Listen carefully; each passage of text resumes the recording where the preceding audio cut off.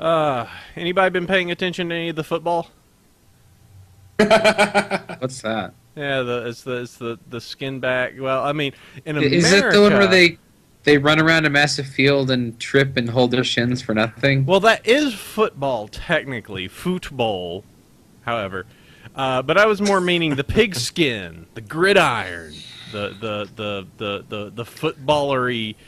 The Dallas Texans and the Denver Broncos. You lost me at not on the internet?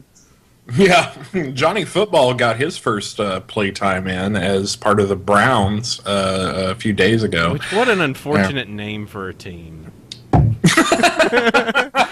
Yeah. The Broncos, the Patriots, the Browns. The Browns. I wonder what their mascot is. I still don't know that. It's a bulldog. I should know that. It's a bulldog. Yep. Okay. Oh, all right. nice. So that's not quite offensive. Okay. Well, I was gonna say like the Redskins. You know, they're still getting a lot of stuff for yeah. But We may be associated with poop, but at least it's not racism. right. Yeah. I was like, who's gonna speak up like on behalf of the Browns? You know, like as a Brown, I am offended. I don't know. We could go down that Tumblr road one day. Why would you call yourself a Brown? That's like the worst thing. It was, I'm a brownie. No, brony. Damn it. Whatever. Autocorrect. Autocorrect. Yeah, I'm a. Thanks a lot, autocorrect. Now everybody thinks that I'm part of the Cleveland Browns. Equestrian's #1 brownie media. Yeah. Brownie Media Network. There you go. Hey everyone, welcome to Bronyville. Hey. Yo. We're going to do a show. It's Bronyville, recorded on August 10th, 2014. I'm your host, Apple Cider. Chef Sandy's here. Woo! Hey, guess what, Sandy? What? This is technically episode 150. Oh my goodness gracious. I know. We should celebrate. We've been doing this forever. Yeah, and we've been even going slower right now just because we've been alternating between FU and just taking weekly breaks. Yep. So yeah, it's the big 150, and we decided we were going to have a big party, and then we got busy. Yeah, real life kind of takes it out of you sometimes. And you're in Denver, too. I am. Why are you in Denver?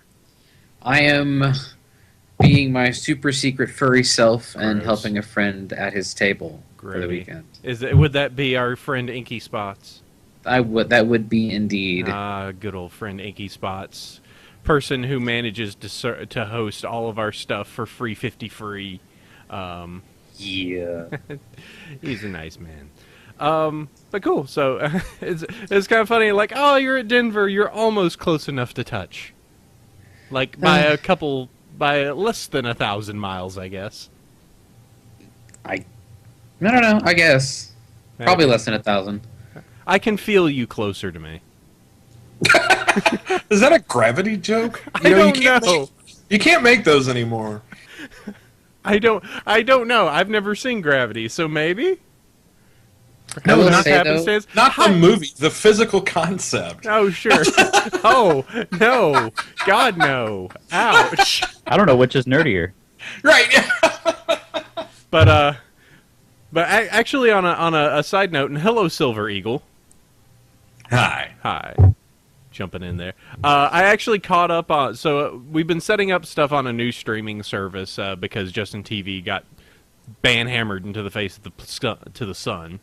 But the thing is that I've been trying to. So I went back and it's got a feature in it that I can just have it loop through old videos and stuff. So I could just port YouTube videos in, make it a playlist, and it can play during the period that everything's happening. And I found the old I guess there was the BronyCon, the documentary movie that they did at Everfree Northwest 2 years ago. And I saw the video of Sandy like then. I was like, holy crap, wow, he is so much better. Yo. Like, woo, what's what nice improvements. Is like there's people here that I haven't seen in a couple years. So they're like, holy crap, it's you? It's like you're literally half the man you used to be. So it's been very nice. Also been able to get some pretty cool short run design T-shirts because I can buy them in normal sizes now. Nice.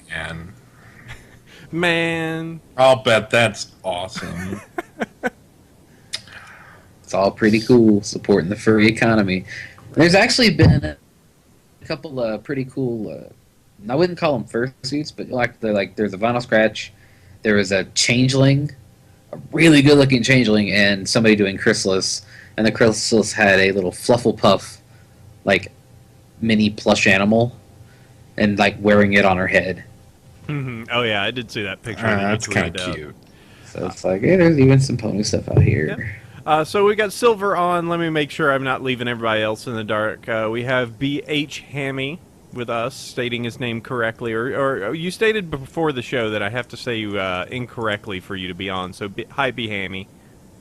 There we go. I was about to say, excuse me, who are you, and what have you done with AC? Bammy. Just call you Bammy and make you sound like some sort of Alabamian, just like, hey, come on over, Bammy. I'm gonna watch. Hey there, Bammy.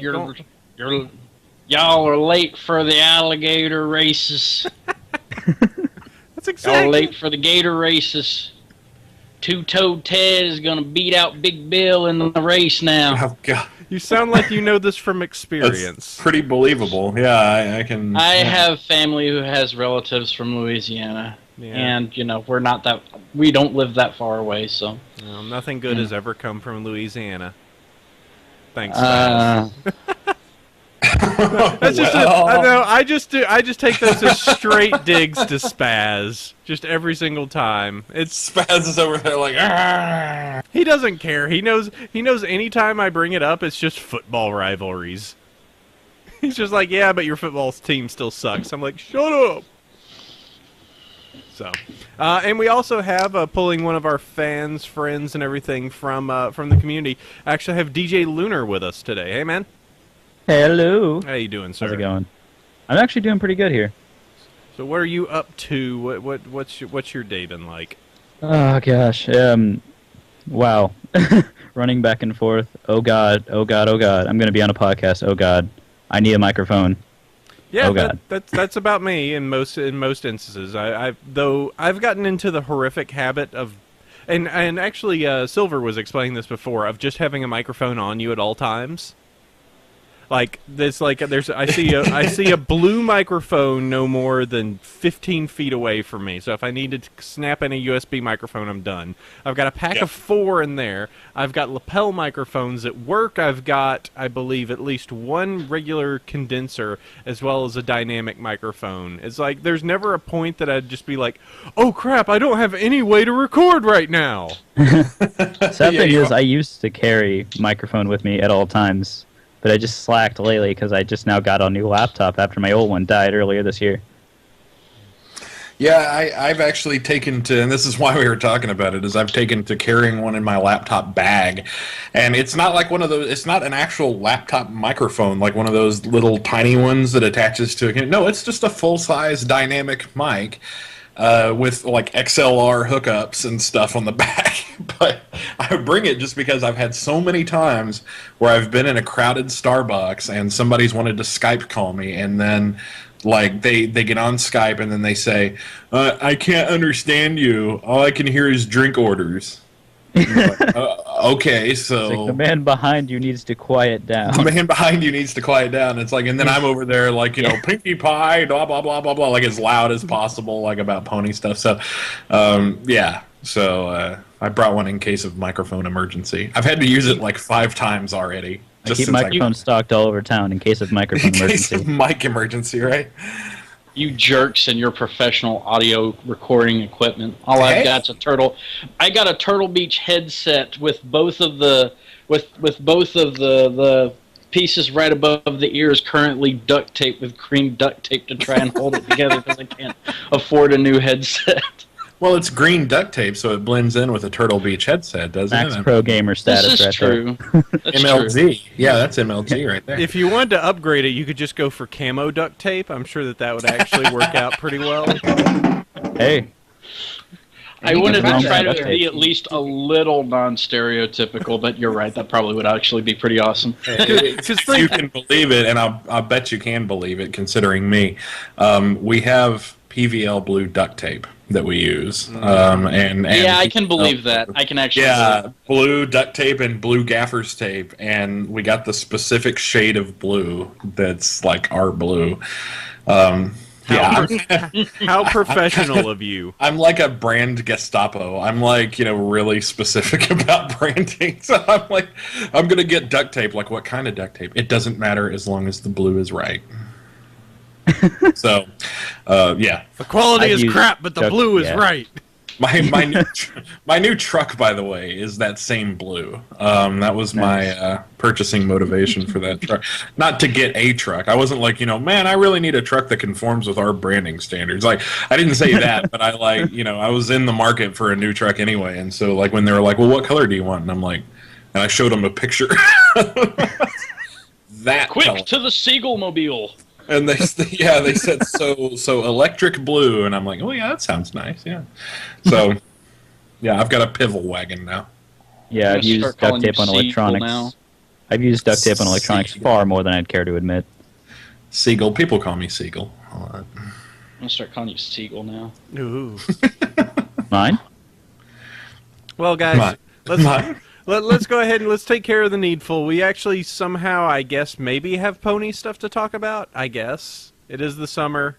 We're awaiting things, but let's do some pony things. I guess it's there's no show to talk about really. There's comics, but they come like once a month. Right.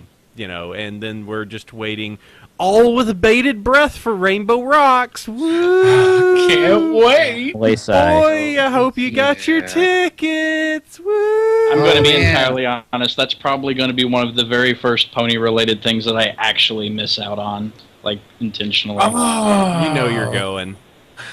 And I'm going. Oh man, let me. I'm not tell gonna you, we've got go the Alamo if- Draft House showing it out here in Dallas. You get Wait, this. really? Yeah, actually. Man, Dallas is better at everything. So you God, can you go should and be watch there. Rainbow Rocks and get giant glasses of beer to numb the pain. This is like all the stuff I consider when because I'm right now, like, my lease ends here in Houston on August 31st. And I have no idea where I'm living after that. And so, like, it's a little panic moment right now. Like it's the 10th of August and I don't know where I'm going after this. And so every time you say something nice about Dallas, it kind of like makes me go, I want to live there. Silver, Dude, just my come up to office is DFW. hiring There's in lots Dallas. of places that are hiring. Wait, no, Ace. live in my basement. Come long on as down, I need a spiders. programmer. As long as you like Actually, spiders, yeah, I was you can gonna come say- live in my basement. You never do better code than you do when you're in a poorly lit, humid basement. It's almost like Put a a fan mushroom. down there. Yeah. The real bitch is gonna be when it's the winter. The master lets Oh, us wait, out I'm every sorry. once in a while. Prices is I get to go outside when I'm compiling. Once in a while. I saw the sunlight once. It was terrible. The day star.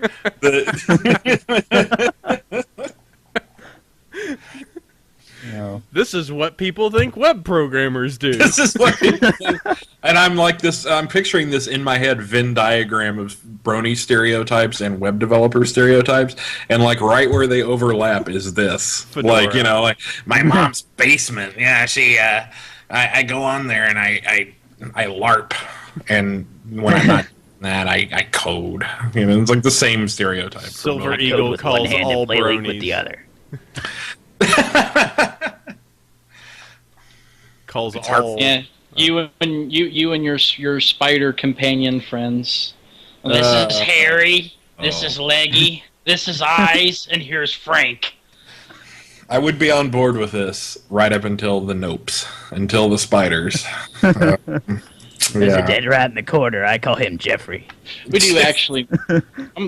Do they make foggers for spiders? Yes, They they do? sure do. I need to set off like about 3 of those things in my basement, and then I'll be fine. Spiders are honestly a little hard to kill, and you have to This is great for a pony podcast. I know. We have to.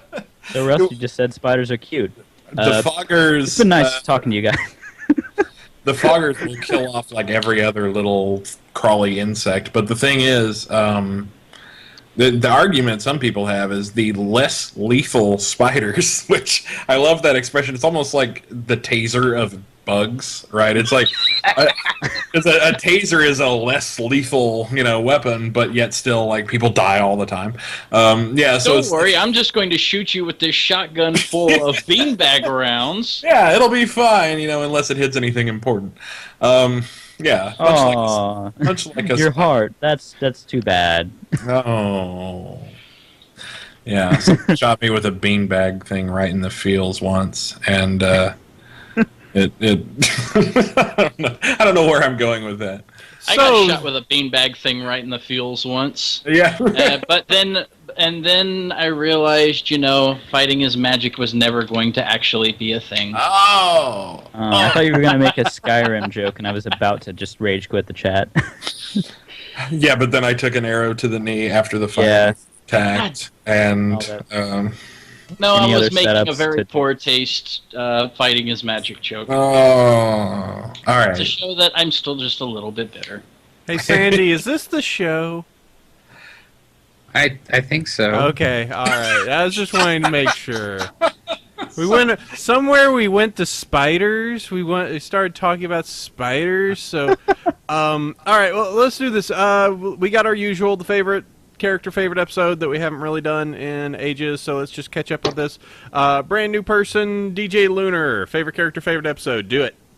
Oh boy. I'm gonna have to say Twilight on that one. Whoop. Heyo. And before I move on, that picture, that Tetra. Oh my gosh. What did Tetra do? Wait, no. What was that? A picture that was the drawing of like your OC with the pillow. And the I don't talk about this. Oh yeah, I forgot. Don't talk about that. No. It's The thing we're not talking about is Just probably put it in the Skype chat so I can look at it. I'm actually Yeah, not I have looking no at that. idea. I don't know what this is. So the history behind this is the fact that there was a period of time where I do, and I still somewhat consider Applejack to be a very fine pony, maybe even best pony.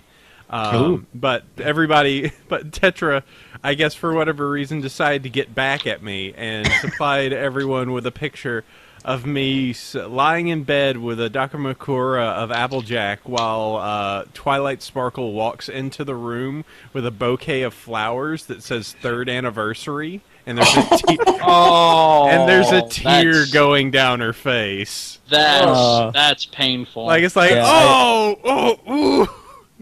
I actually went from being an AJ fanboy to Twilight like a few months ago, so I kind of thought that was hilarious. Really? Okay. So what? AC Why did you revert AC that way? I'm curious. I don't know. I was just like that, and then all of a sudden I'm like, wait a minute. Why is Book Horse not best horse? I don't know. I guess I kind of subscribed to the whole, it's just a vanilla character with no personality type thing, and then I was like, wait a minute. What about all these episodes that obviously give a personality? Mm-hmm. And I'm like, oh, yeah. But then Okay. I took it the opposite way, where Twilight went from this like snarky character who, was usually the voice of reason and just being like, "I'm Mary Sue Magical Lady." Boo, boo, boo. Like Magic that's lasers! like, Solves what am I gonna everything. do? I'll magic bullshit us out of this. Boo! I'll magic bullshit us out of this. And still, like, so close to being a princess, she's still, like, screwing that up. Like, she's like, hey, how do we fix a fruit bat problem? I don't know. We don't need to call an exterminator. I'll just convert you into one. Yeah. Like, Yeah, I don't know. What AJ's could song go is pretty wrong? convincing. But see, and then I took the opposite because Applejack, the first few seasons, was just kind of like, I work real hard. I'm I like orange. Like that was orange. like that was about all she had going for her. At least my feeling for it. And then at some point, it just kind of turned into me realizing like, oh no, she's the snarky one that everybody is saying insane things, and you think that's your idea? I was like, oh yeah, I remember when the purple one used to do that. I remember the first few episodes where she was like, "That's a terrible idea." I was like, "Oh, huh." Yeah. We all know that we all know that the reason why AC doesn't like Twilight Sparkle anymore is because she grew wings, and then he filed her away with Sky Sonic. Oh God. Sky Sonic. Gotta go fast. Sky Sonic. Okay, so favorite episode. Tangent. God, as much as I'd love to say the finale, I'm gonna have to go back to Lesson Zero on that one.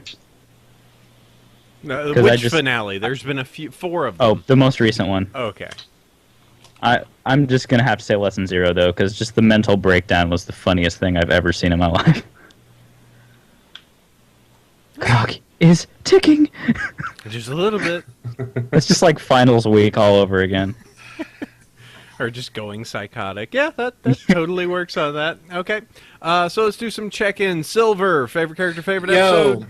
Okay, all right. So, my favorite character,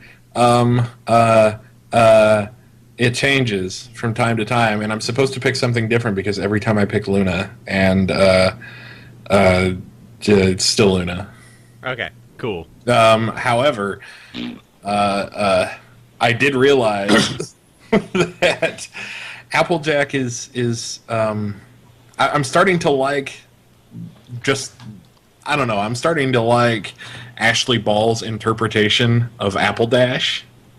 Oh, so much that I'm like such a fan of that. I'm like, that's so adorable now that I think about it. And so like I don't know, I kind of like that, but so favorite episode, I had to go back now and look at season 4's episode list, and this is when I realized that I became too much of a brony, which is when I just typed the words season 4 episodes into Google without specifying that I was talking about My Little Pony, and the first 3 results were My Little Pony. So I was like, Google realizes that this has taken over my life. Rusty brings in 2 things. One, he's to blame for that picture, so blame Rusty. Oh, okay. Second, he actually wants you to reiterate what Apple Dash thing. What Apple Dash? Oh, okay. So, well, it's not actually like this. Isn't like the fans created this. This is like Ashley Ball herself posted a thing that it was just a little picture on Twitter, pretty much, and it was just AJ and Rainbow Dash, and it said something like, friendship is magic, love is too, or something, and. It was like just them getting married or something. It was her little tacit endorsement of the possibility that it just to be open to the concept of love being love, and I that's that was adorable, and also I'm trying to picture her like voicing that, because it's a weird thing. I love you, Applejack.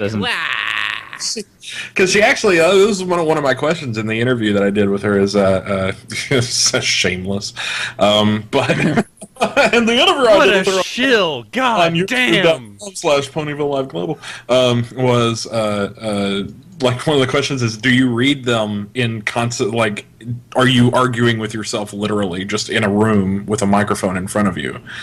Like, oh yeah, I'm Rainbow Dash. Like, do you just like switch back and forth from one to the other? So you're essentially just like, you would look like a schizo if you weren't, sitting there in front of a microphone. And I thought that was hilarious, just a picture in my head. And so now picturing that same thing, except with them being all like schmoopy doopy doo with each other, like that would just be hilarious to me.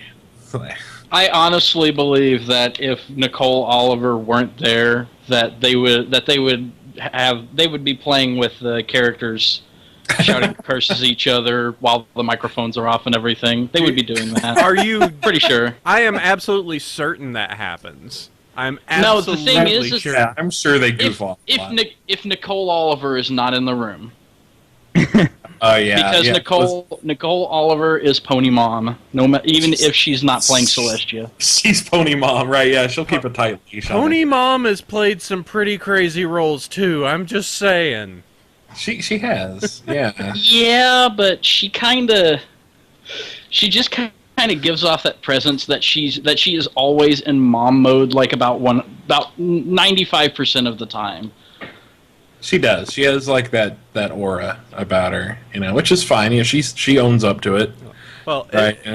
She's gotten a little better about it, but it's just kind of the impression she gives off. Oh man, I tell you, she's the absolute best in a crowd situation, just to shut me down. Like, I've gotten shut down twice by her in public, like, doing panels, and it's just like, all right, we're moving on, because Nicole just gave me the stink eye. Let's see. The first was the first like big BronyCon, where I recalled that there was just a few line of questions. She was just like, what? And then the entire thing of pushing the show. Especially for kids, which I think she does everywhere, and that was actually like really great to go. Oh yeah, we all get so caught up on this. Yeah, kids come forward and everything. Which I think is a great idea. I think that's fantastic that the little kids go up and ask their questions first. Mm-hmm. I have mixed feelings about that because I hate kids.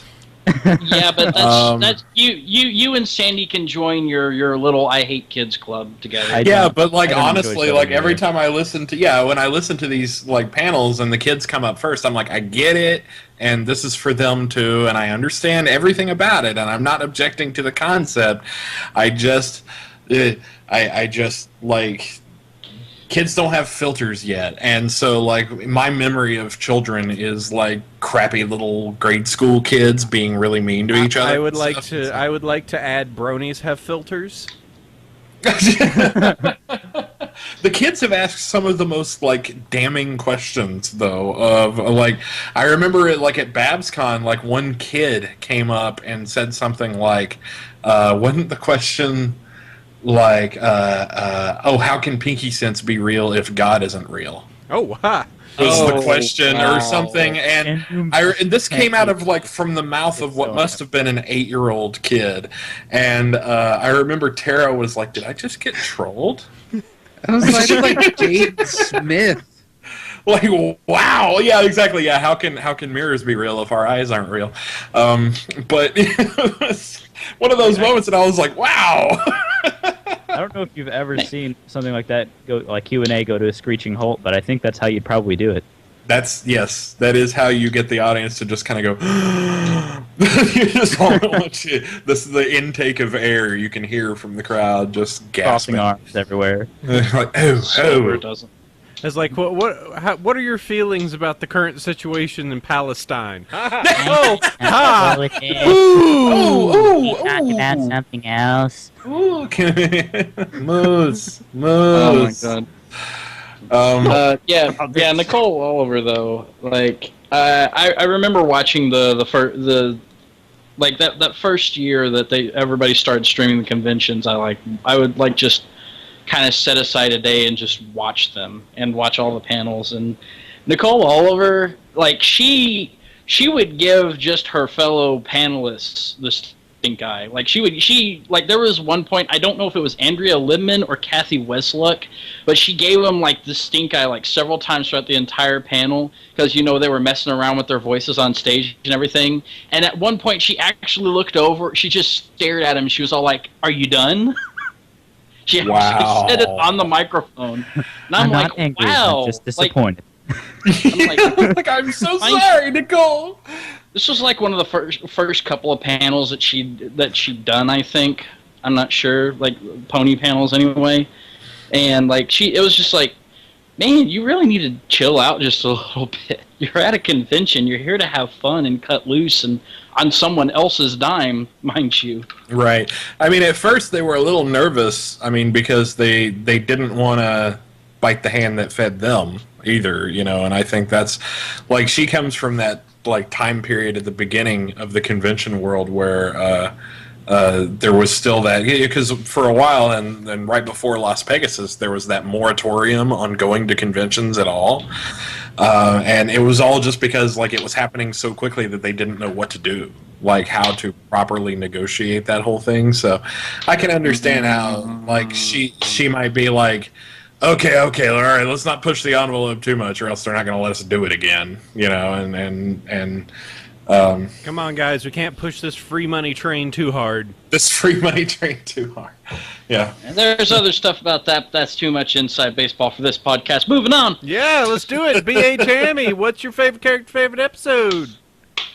Favorite character always has been and always will be Miss Derpy Hooves. Thank you very much. The best pony anywhere, period.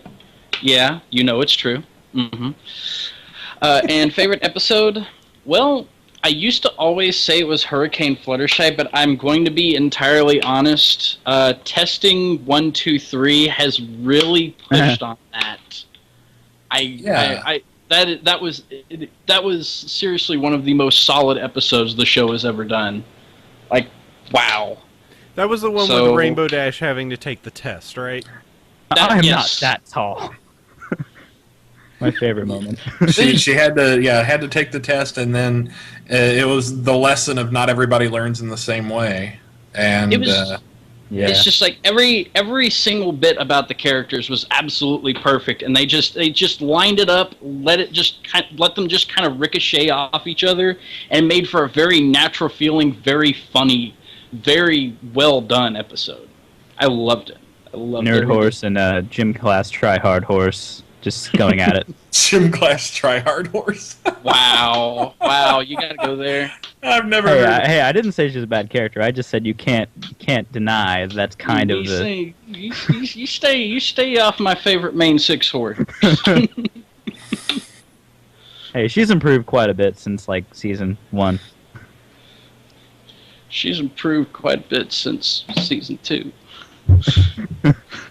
There we go. I think I figured out what it is. I had YouTube mode on the channel a little bit, so it was doing something funky. It was doing something funky. I feel like we need a new streaming service out there just for pony-related projects. You know. Do you know that there's now a furry streaming service? Yeah. There's streaming services for everything. So if that can exist, then so can pony. Yeah, really. I mean, more people go to pony cons than furry cons, so obviously a one-to-one relation at least. So. Oh, and then if you run the pony streaming service and everyone streams their conventions through it, then it doesn't matter if you cover it or not. It's still going through your service. It's heinous. It's the monopoly. Ooh, monopoly. Ooh, vertical integration. Ooh. My brain just kind of got stuck on Mersuit Power Hour. Mashekels. This is gross. Sandy, who are our sponsors? All right, well, we have 2. So the big news is right now for Nightmare Nights Dallas, you can use the coupon code PCD10 we're doing a sale where you can get 10% off any badge if you use that code at the checkout. Yeah, that's a little more than 70 days at this point. Do you want to explain that's post-con depression, PCD? Yes, PCD. It's been a week since BronyCon, so you need your next convention hit. You got 3 months to raise money. You can do it. Well, here's the thing. You could use PCD, but what I want you to use is Bronyville 10 that gets you 10% off. Yes, because that works too. That works too, and it also makes it great metrics for us to go, hey, this is how good we are. Is that on now? That's on now. Yes. Oh, it's turned on. Okay, so is ours on too? I want you guys to use our code. I was going to say, you should use our code instead. The GCC 10, where you could get 10% off of your...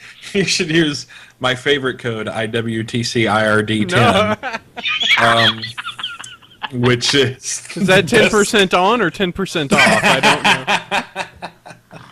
Yeah, that one actually adds 10% to your total registration. 10% on, 10%. Yep, that's how it goes. 50th episode. We are really pushing it this episode. We are. Episode 150, going for broke. Nightmare Nights Dallas. Check us out, nightmarenights.net. Yeah, and I'm still doing that Audio Stratus thing, which is my thing, audiostratus.com, making an online audio recording solution so that when a bunch of goobers like us get together, we can all record our audio and be awesome together, be it if it's podcast, recording music, or whatever. Still doing that, and it's been a little rough recently. It's actually been kind of...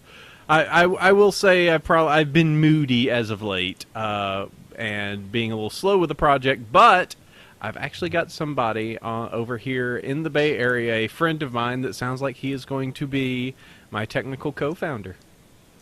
The maximum elusive technical co-founder issue may be resolved. I need to work with him a bit more, but good guy, knows definitely server side, pretty much taking care of a lot more of the technical aspects, so I can be the CEO dirtbag that I always was meant to be. So, but you should go check that out, audiostratus.com, and we're trying to get everything there. It's right now pretty much the main website is just sign up if you are interested, and we will keep you informed.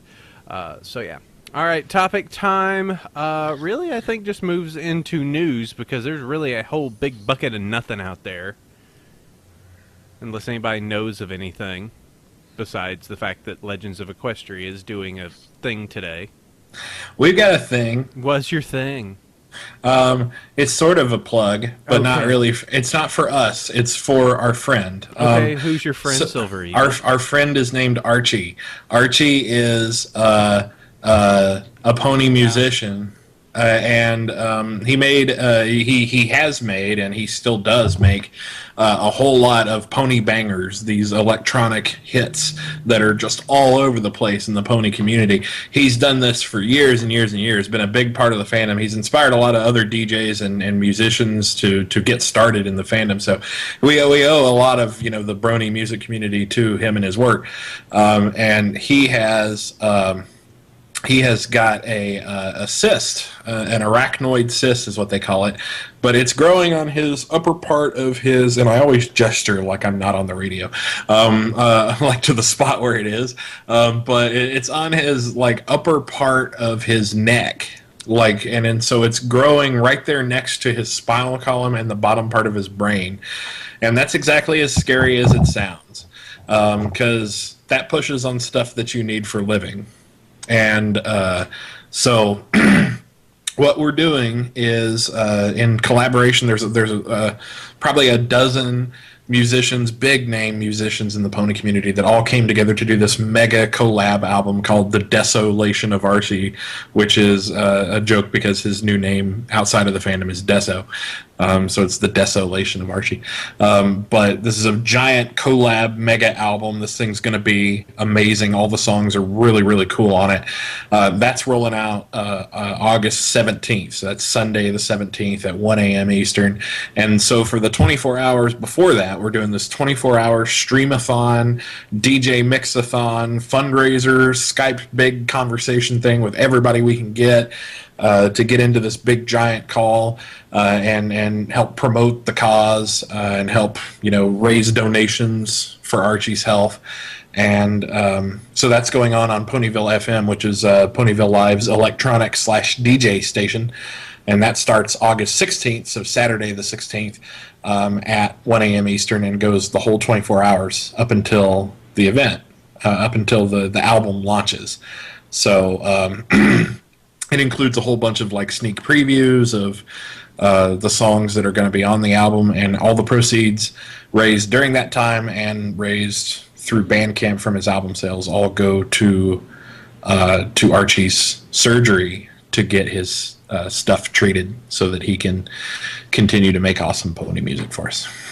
So that's our thing.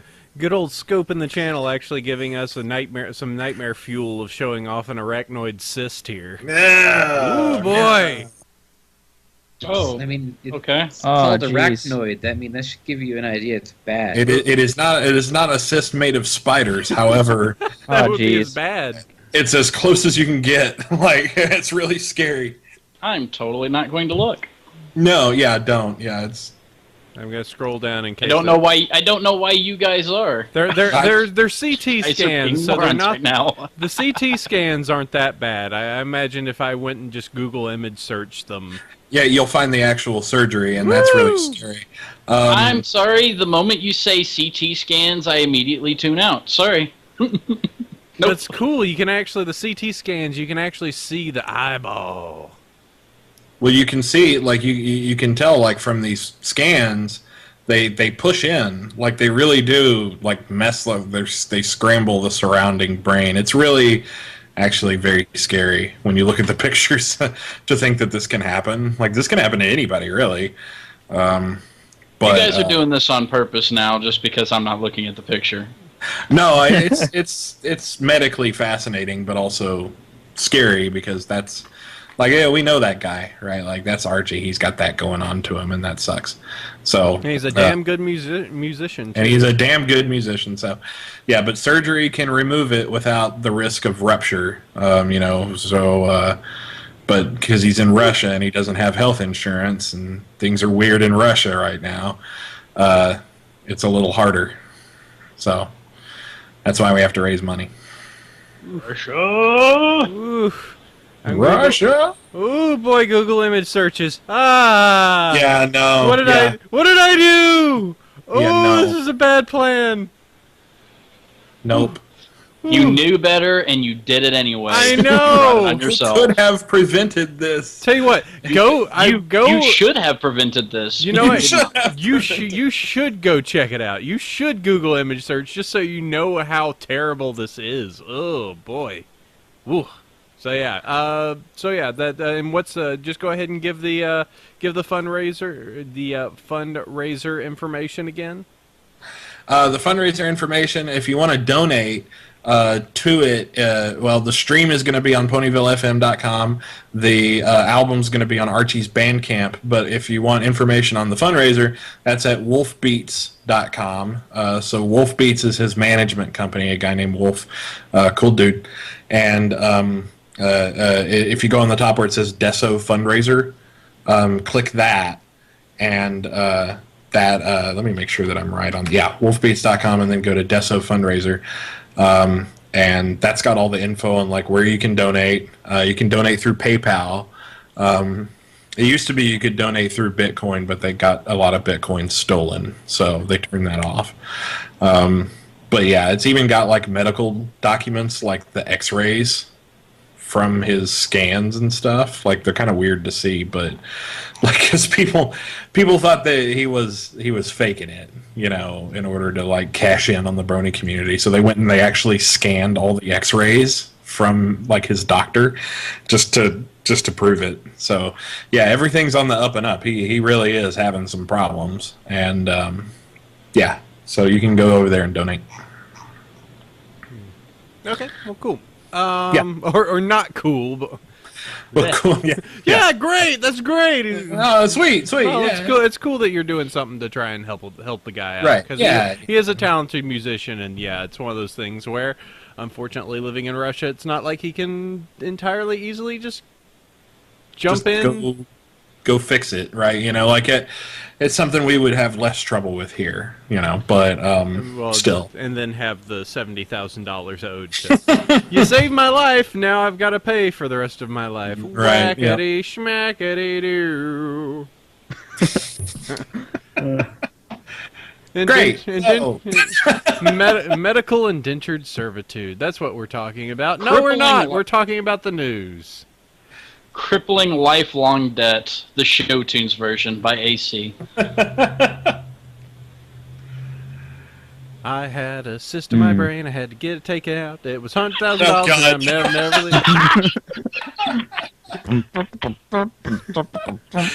Now the Lehman Brothers have all my money. They're not giving it back. AC, you are going to Tartarus for sure. I'm absolutely. So, all right. Well, let's go ahead and So, jump into the news Comic- here. We actually do have some stuff. Yes, Comic-Con. It feels like it was weeks ago because we haven't done a show about Comic-Con or the weeks ago or the stuff that was in it yet. But there certainly was some pony stuff, I guess. Have we? There certainly was a Comic-Con. There was. It sounded like so. At least from some of the on the street, the people that attended. I know that I fully expect that we're probably going to see the specialty toy, the Maniac, is probably going to hit the store at some point pretty easily, because I did hear that it, opposed to the other ones, they were freely available all the way into Sunday.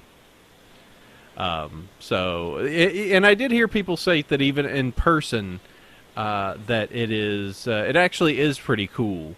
But I think just people weren't jazzed up for the idea of a Maniac toy and humdrum as much as they were a derpy or a giant crazy vinyl scratch. So toy wise, I think you'll probably end up seeing that toy show up in the Hasbro store.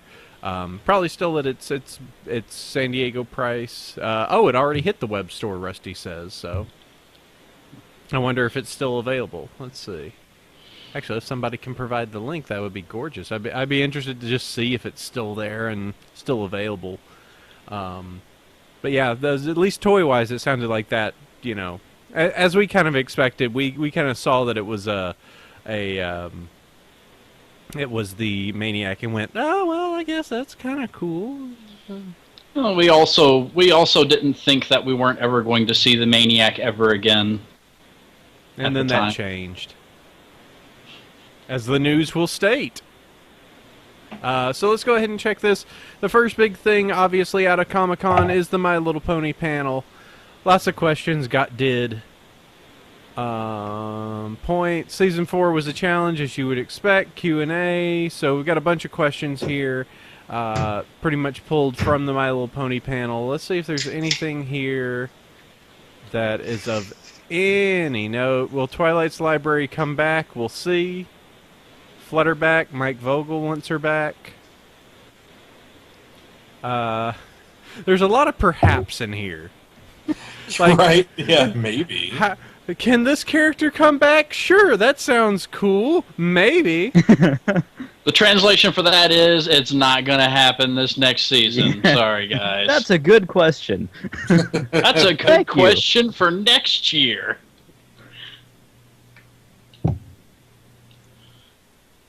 See, try and see. Yeah, a lot of very weird answers to some of these questions. Let's see. General questions. Favorite seasons for each. Megan enjoyed season 4. Daniel enjoyed season 4, which I find funny since maybe that was just the season that he had the least music to write. Well, it might also be the season where he didn't have to, jam 5 songs into one episode. So Mm-hmm. Oh my goodness. Yeah.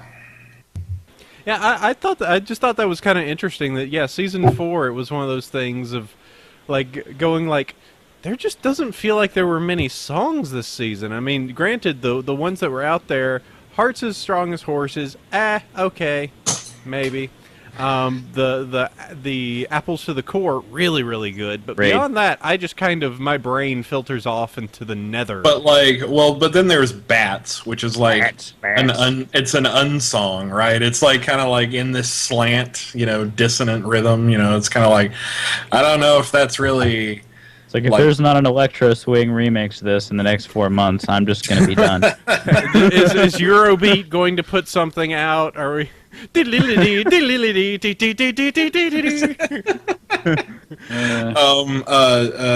was sad thing about the recent seasons with music, though, it seems like they've given up on doing Broadway inspired. That was just season 1, I guess, that they did ones that were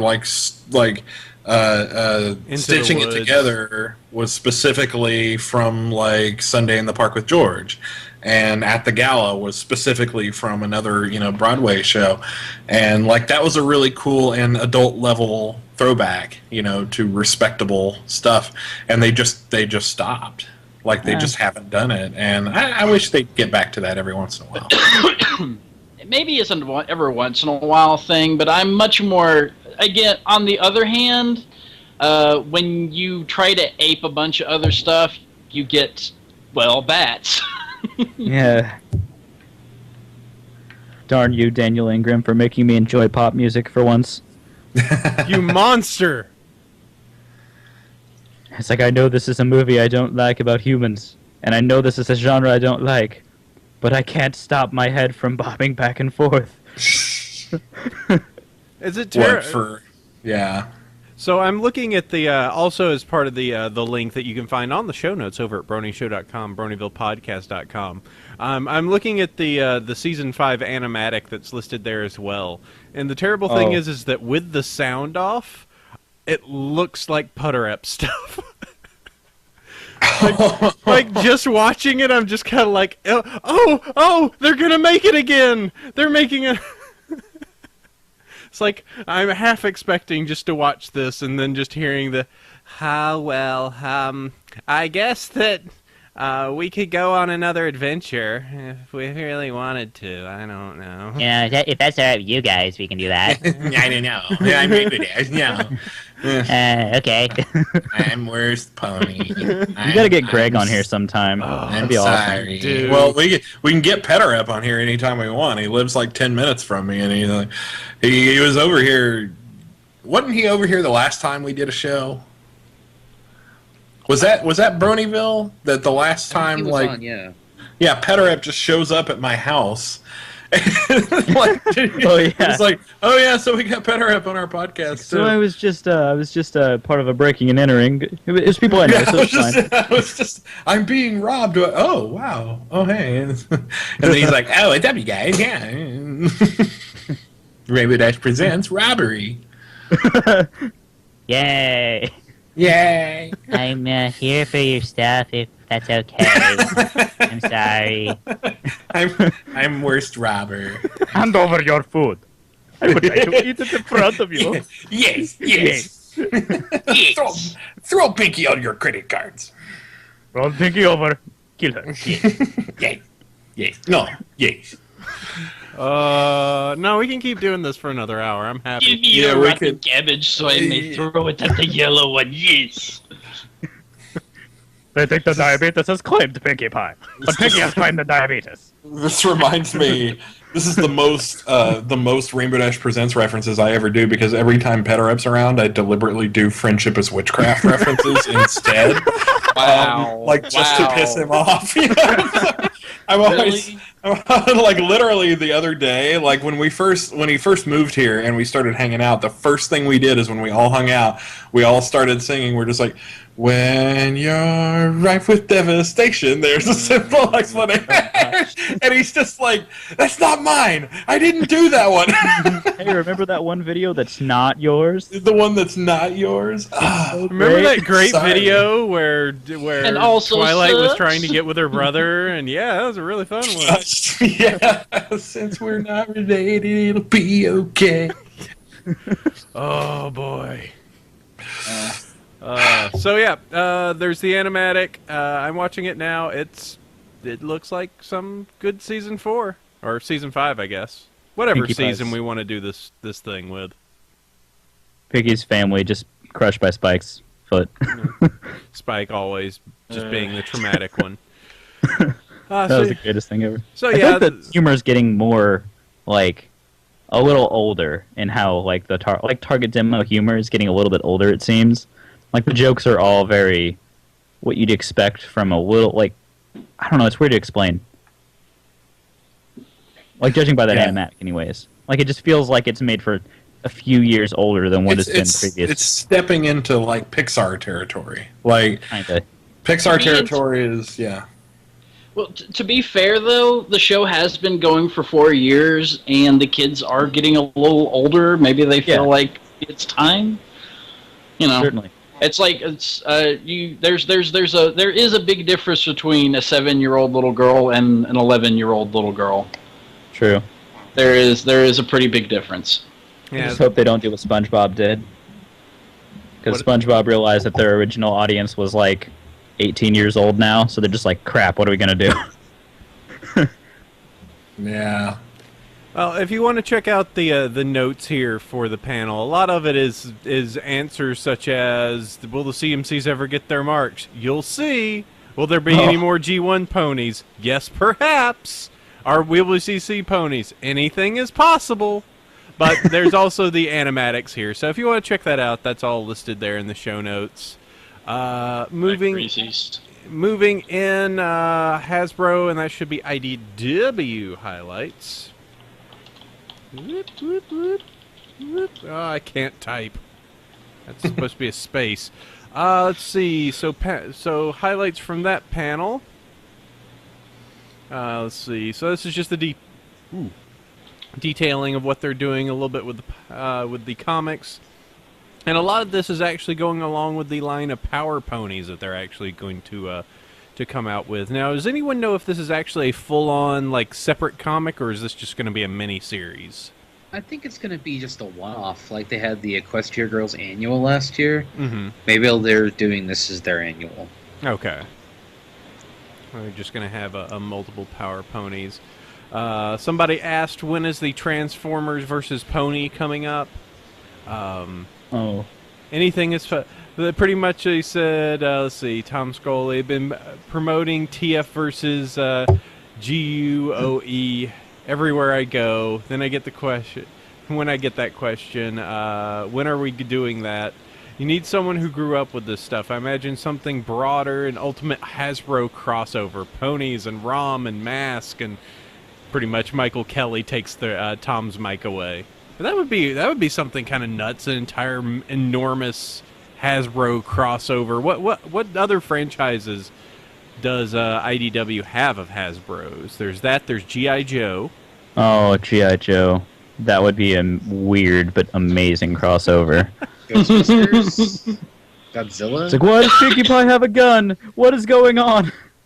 Excuse me, Pony Ghostbusters would be amazing, and you know it. They also have, hilariously enough, to go back to the other reference, they have Archie. Really? Oh my god, Sonic. That's right. They do. Oh dear. No, oh dear. Archie. You're No. going to give. You're going to give AC post-traumatic No. stress. I'm getting close to the line, aren't I? Are you saying that Sonic the Hedgehog and Rainbow Dash shouldn't meet up and become best friends? They're both the Make my fastest. fanfiction real. I would buy that issue. Wait, Did you get the Mega Man Sonic crossover? Because that's the same logic. I just made myself Apparently, dizzy. IDW also Considering has how rights huge to... of a Mega Man fan that I am, I'm kind of surprised I didn't. But So I don't know if I'm reading this right. IDW apparently has publishing rights to a lot of these things, but not like when you see them out in the wild, they're not IDW. They're like syndicated through newspapers and stuff. But they've got Family Circus too. Family Circus from the newspaper. Follow the path of Pinkie Pie. Let's do it. Yeah, follow the path of Pinkie Pie. Skippy. that could go into some very bad territory really quick. Yeah, seriously. Just ends Felix in the Clutter cat. Oh, they've got Felix the cat. Yeah, well. Little dots going into the back of Sugar Cube Corner. They've got some Popeye. Wait. Little Abner. They got little Abner. Yeah. These are all like old newspaper comics. I think that's isn't that more for like mugs and stuff like that though? Like boring stuff. I think they got it so that they could publish the books that are like the anthologies of all of those comics like through history. There's that makes sense. There is good money in that. There is good money in exactly. So that makes sense. I Maybe guess. they could get that Calvin and Hobbes dude back. I understand he's not doing anything. Bill, no, because see, Bill Watterson is like, he's so anti-corporate and anti-licensing. He's almost kind of annoying with it. But he makes all that money with those pictures of Calvin taking peas on things, Yeah. Why does Calvin hate Obama so much? This doesn't make sense. Why does Calvin hate Obama so much? This kid's got a lot of really strangely contradictory political opinions. He hates Ford. He hates Chevy. I just don't know. He doesn't like any car brand. Why is his only method of disdain like just urinating on whatever he doesn't like? For serious though, I had his 10th anniversary comic collection thing, and like at least a fourth of that book is him talking about how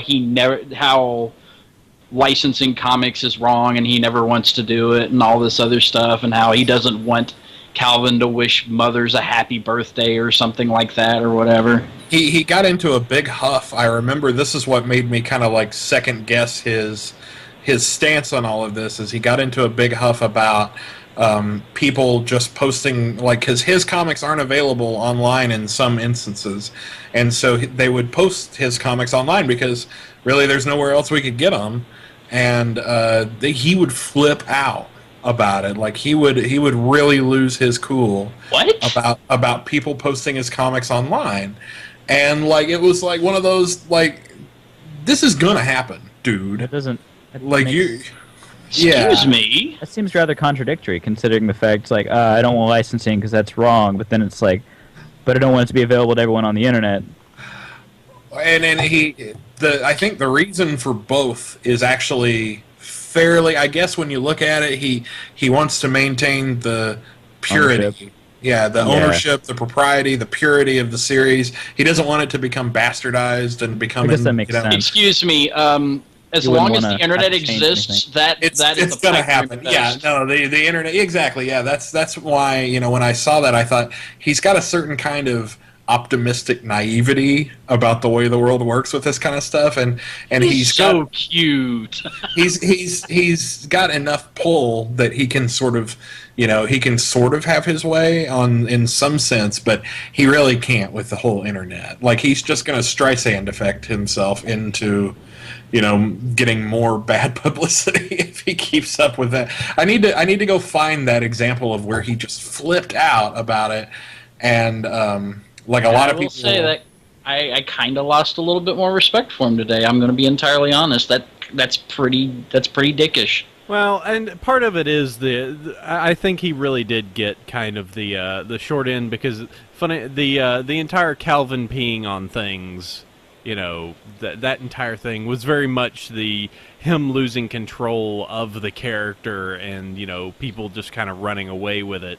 So there was massive demand for his character, and someone gave them the supply. That's just the way that's just the way people do it. I just imagine him driving around and seeing those bumper stickers and just like shaking his fist at the sky. Grumbling angrily to himself. I actually enjoy Ford. If only Ford had come to me with a licensing deal, then I'd be okay with this whole thing. That's not at all how I portrayed that character. Spaceman Spiff driving around on the moon with a Ford. Calvin would have voted for Obama. He's very progressive. He's not 18, so he's very progressive. Yeah. Oh my goodness. So let's see. Finishing up the IDW, looks like they're going to come out with a few more fun packs. They got listed here: Turtles, Transformers. Is that a Skylanders set and Pony? So they've got that there. Looks like there's some of the demo information for the Power Ponies comic that's coming out, and then just some general new Q&As. Let's see.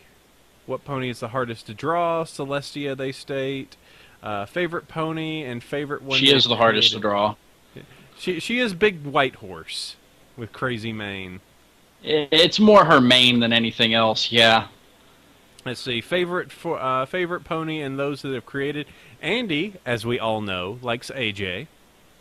And Luna's Pet Possum is the favorite one he's created. Katie likes Twilight and Kibitz. And let's see, and Tony likes AJ and the Cloud Gremlins, which were actually a cool idea. Well, it wasn't. Listen, that wasn't a great comic, but the Cloud Gremlins were kind of cool. I love how they... Wait, was that the one with the Nightmare arc? No. The Cloud Gremlins was the Rainbow Dash mini. Oh, okay. I thought you were talking about the Cloud, like those little monsters on the moon. No. The thing. The those are pretty good. Yeah, those are good. The Rainbow Dash mini had these weird goblins that would create massive thunderstorms and break stuff, and just Rainbow Dash couldn't beat them while everybody was kind of expecting her to be the big hero. the art wasn't great, the story wasn't particularly good, but it was neat to see the comics try and venture out and make a new set of villains, even if they were just, you know, a small set of villains of like, oh, hey, guess what, there's cloud goblins. Okay. So. Makes sense to me. Let's see, moving on here. Hey guys, we were talking about Rainbow Rocks. Guess what? Yeah. We got some clips. Mm. You can watch them. Hey, check it out. You could watch them. Yeah, I'll go watch the movie. It's Rarity's playing a guitar and Pinky's on a drum set. And apparently, human Fluttershy doesn't have the same stage fright problems as Pony Fluttershy. Really? Continuity issues. I don't know.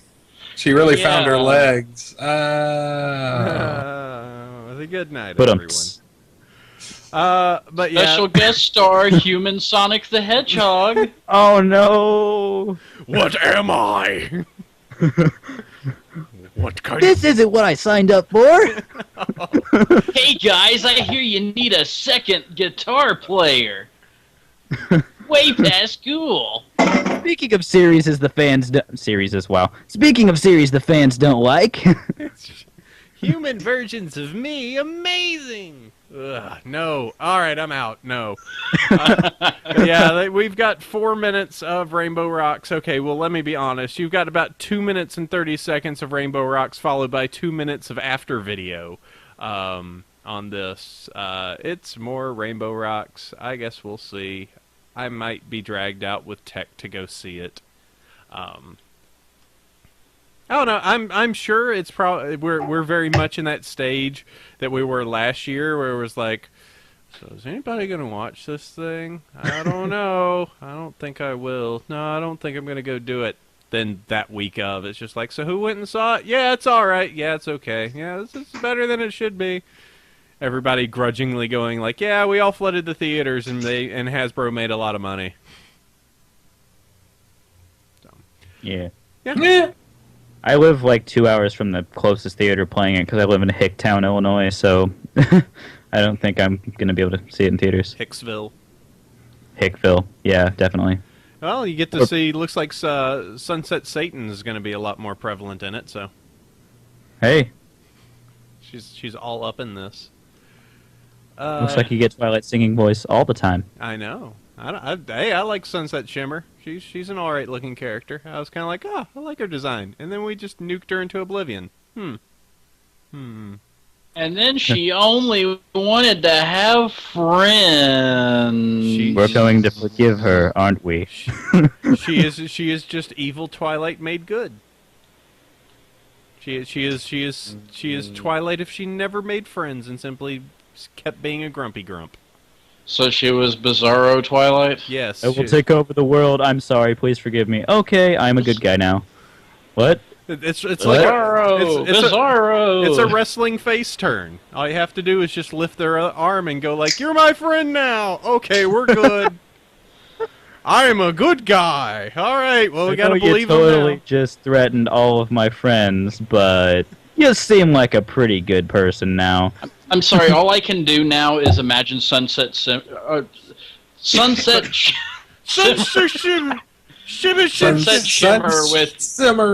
with Bizarro Quinn's voice.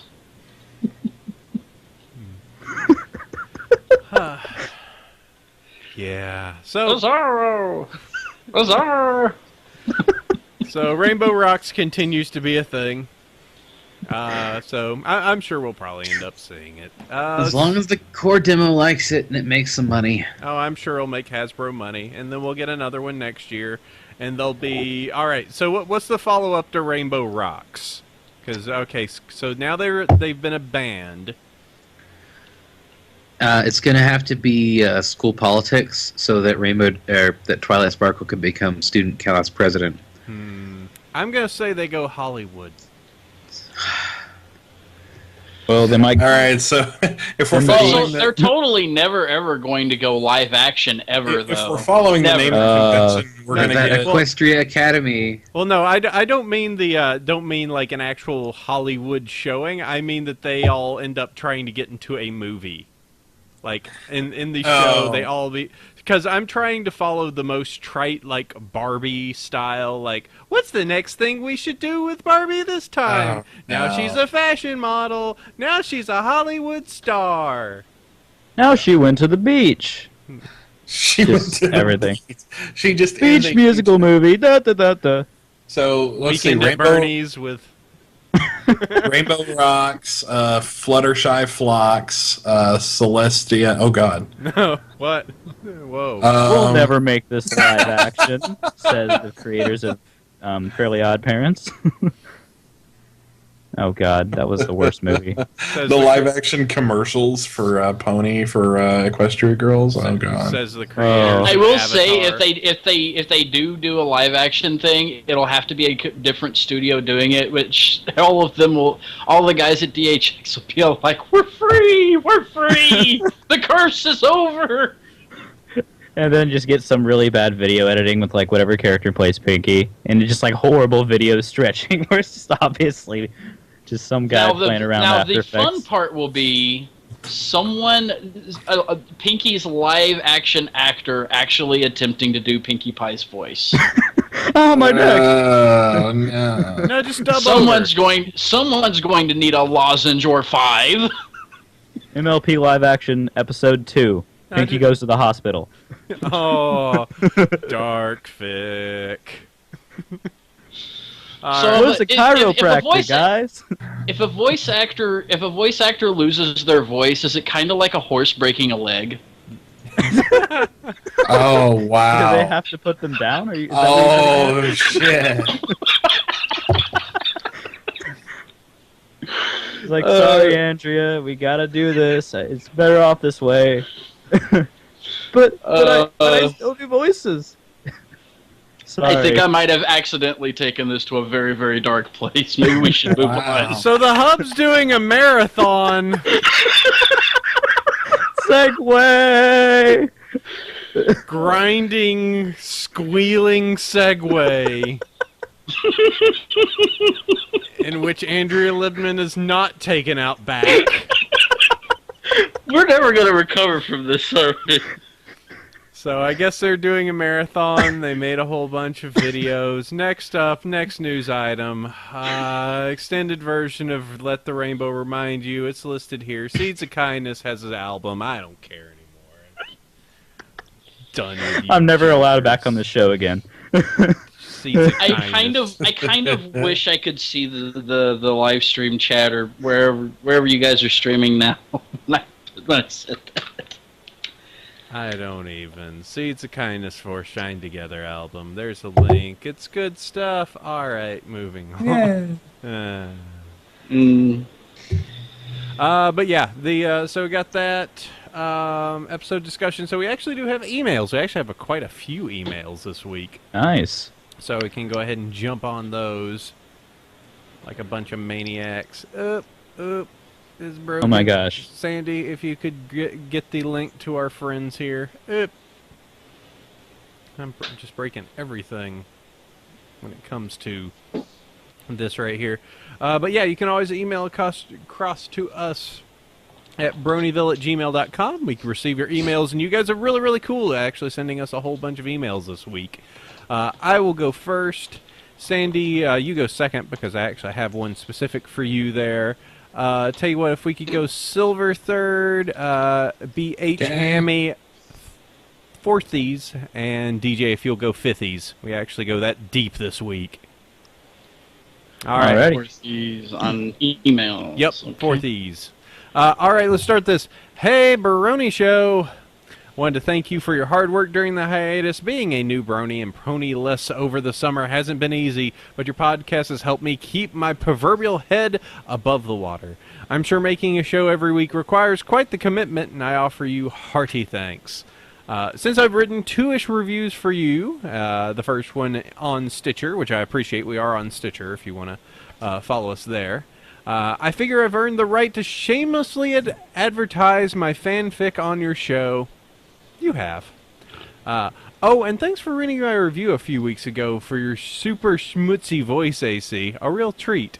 At the very least, take a look at the silly attached picture I threw together for the fixed cover art, which is included in the show notes. It is of Twilight Sparkle as a Navy SEAL. She looks like a seal.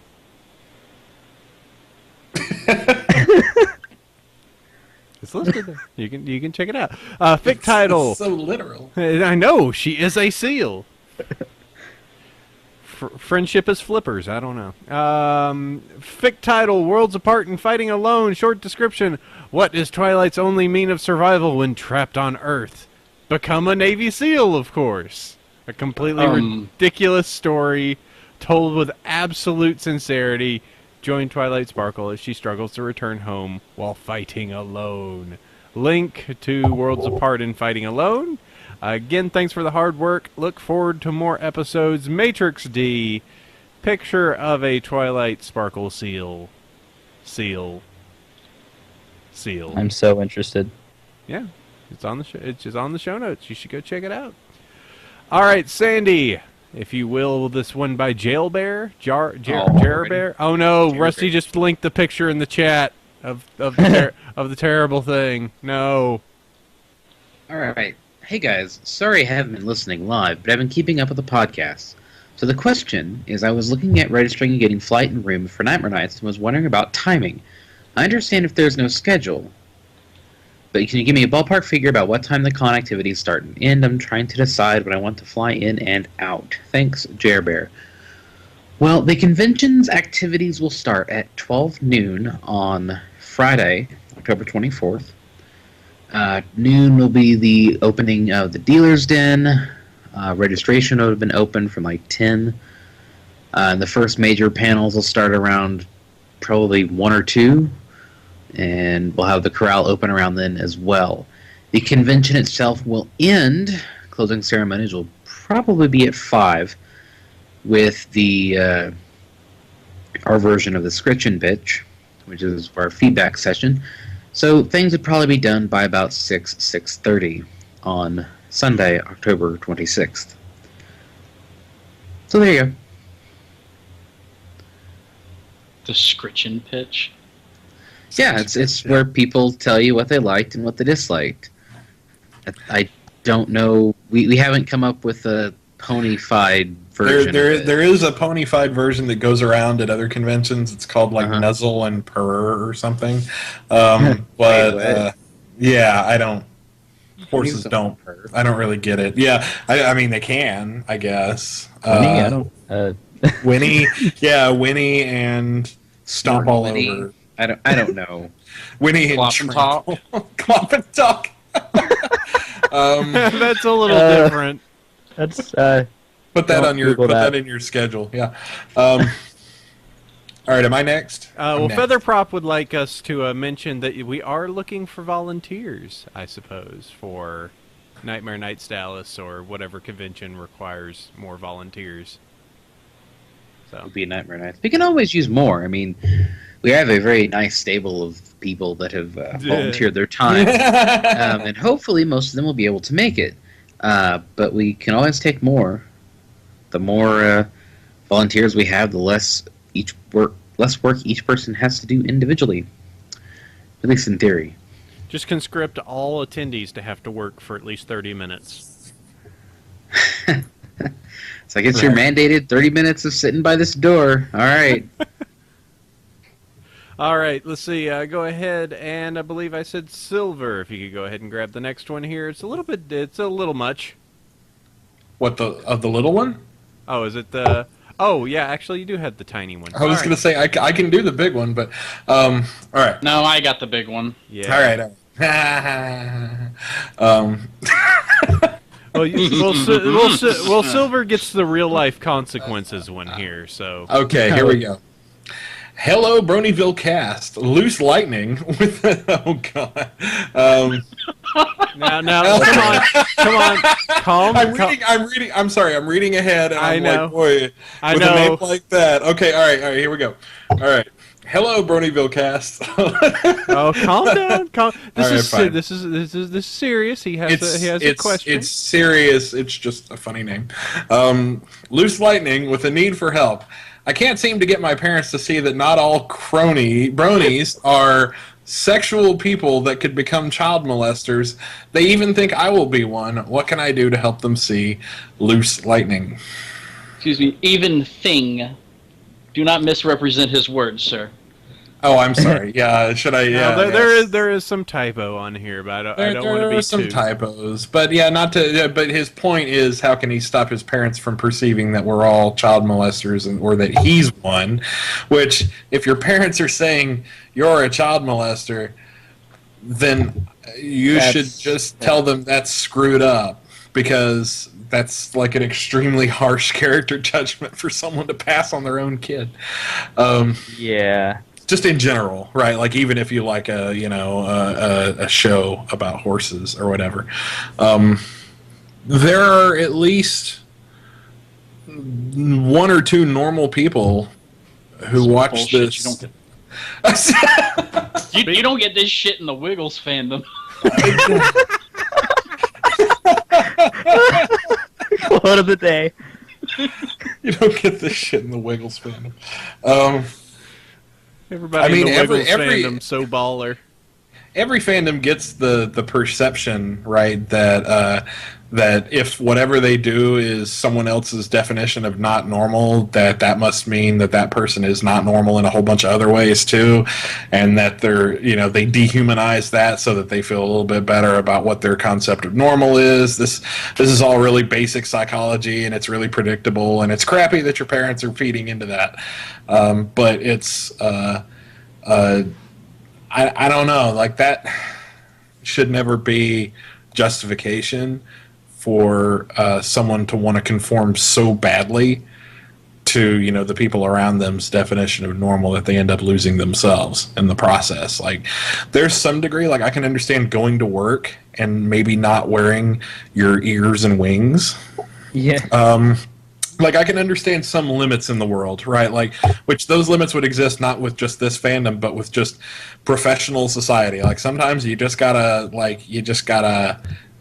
go out and put a smile on and be civil and, not rub your stuff into other people's faces. But just liking a show is not inherently rubbing your stuff into other people's faces. That's just a thing. Yeah, it's just a status you have. But when people I don't know, people go into my living room and there isn't a pony thing anywhere in my living room, and it surprises people because they know how much I do with the pony community, and I just go, well, it's because I entertain a lot of people who aren't pony people here, and I know that they would all make crappy comments about how I'm probably a pedo or something. And so I keep it all in my bedroom, which is like this pony utopia, and it's got 20 different paintings and stuff all over on the walls and stuff.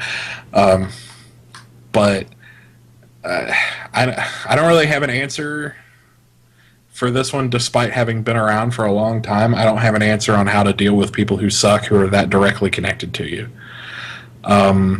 Honestly, it sounds like if you're getting accusations and stuff like that, I'd say that's probably the signs of a bigger problem that probably we won't be able to answer. Right.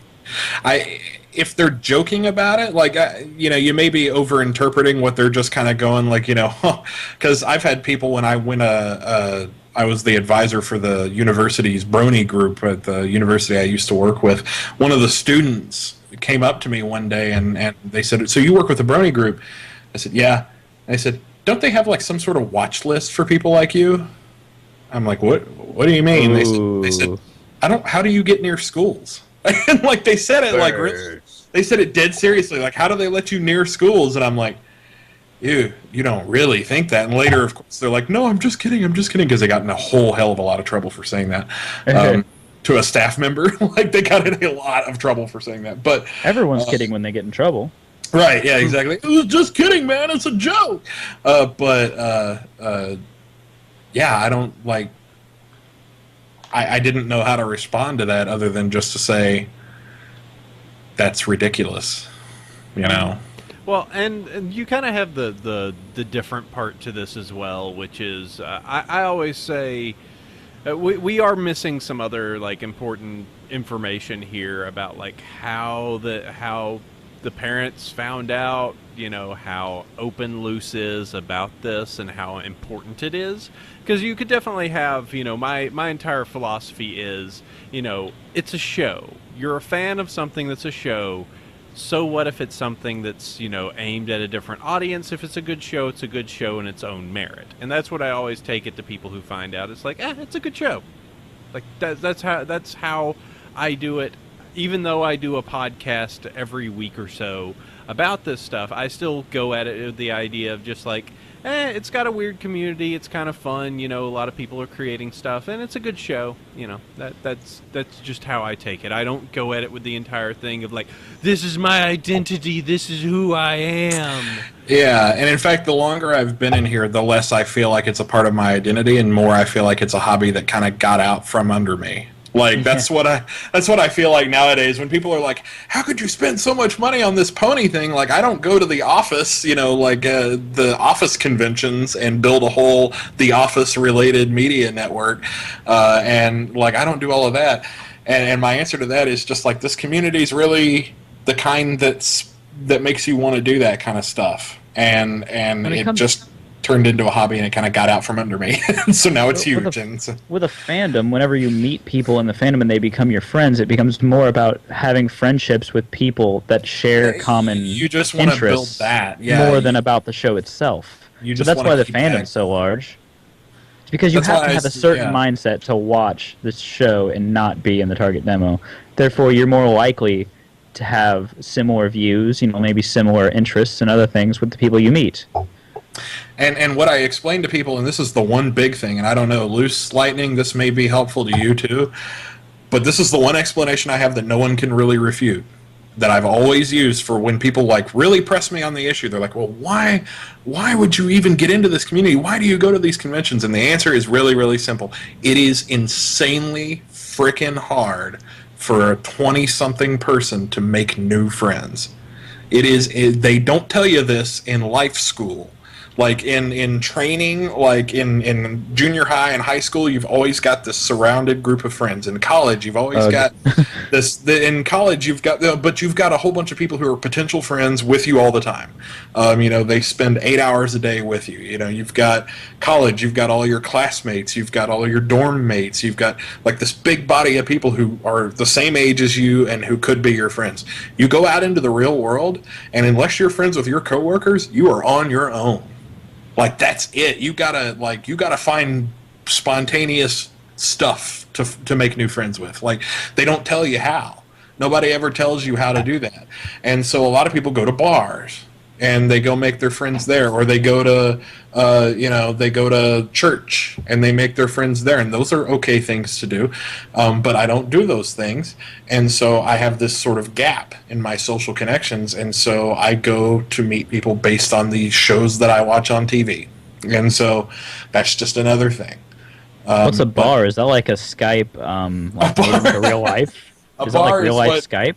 It's one of the things that makes your cell phone have power. It's like a place where you can play Tabletop Simulator, but for real. Like Tabletop Simulator, the hardware edition. Yeah. You can actually talk to people without staring at a computer screen? Yeah. They don't tell. Yeah, and you go and you drink these magical potions that make you think that you're better at talking to people when you really aren't, and also paying way too much for electronic bar top games that have little to no point whatsoever that you can play on Congregate for free. This is a repurposed iPad games. Yeah. This is a foreign concept for web programmers. The master don't let them out of the basement for that. So. It's all coming back.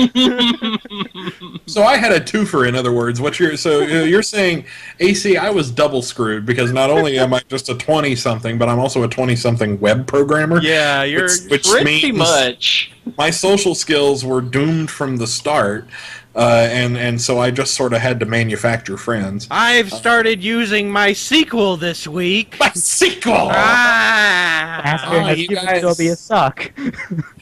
Yeah. Oh God. I actually I feel like I have less trouble in the Brony meetups than I do, and from a spaghetti perspective, than I do with the developer meetups. Like, anytime I go to a developer meetup, all I hear are just people dick waving about what their favorite language is or their favorite technology is, and they will not let you get a word in edgewise about it. And so, like, Bronydom. Best pony. Yeah, C Sharp is best pony. This is the best interface, and you're terrible, and you don't respect good quality software and all this. And I'm like, this is why you're alone. I mess with Python. Get away from me, you filthy casual. And so then you go to Bronydom, and Bronydom has a couple of best pony fights and all that other stuff, But, like, it's nothing compared to that. Like, I mean, you can still at least hold a conversation or a podcast. At least, like, with that quote of best pony, it's sarcastic most of the time. It's a joke. It's So you hope so.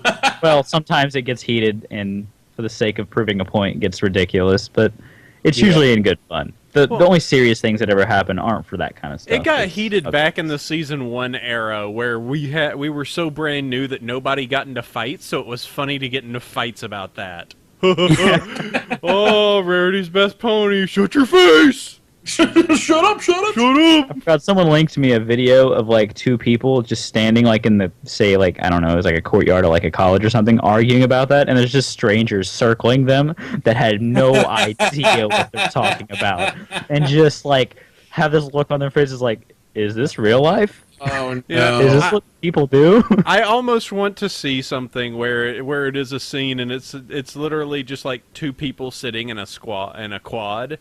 Just, just one of them just passes by the other, or, they're just at a picnic table, and there's a guy just turns, looks over to one of them, and just goes, Fluttershy's best pony. And then a 20-minute fight scene.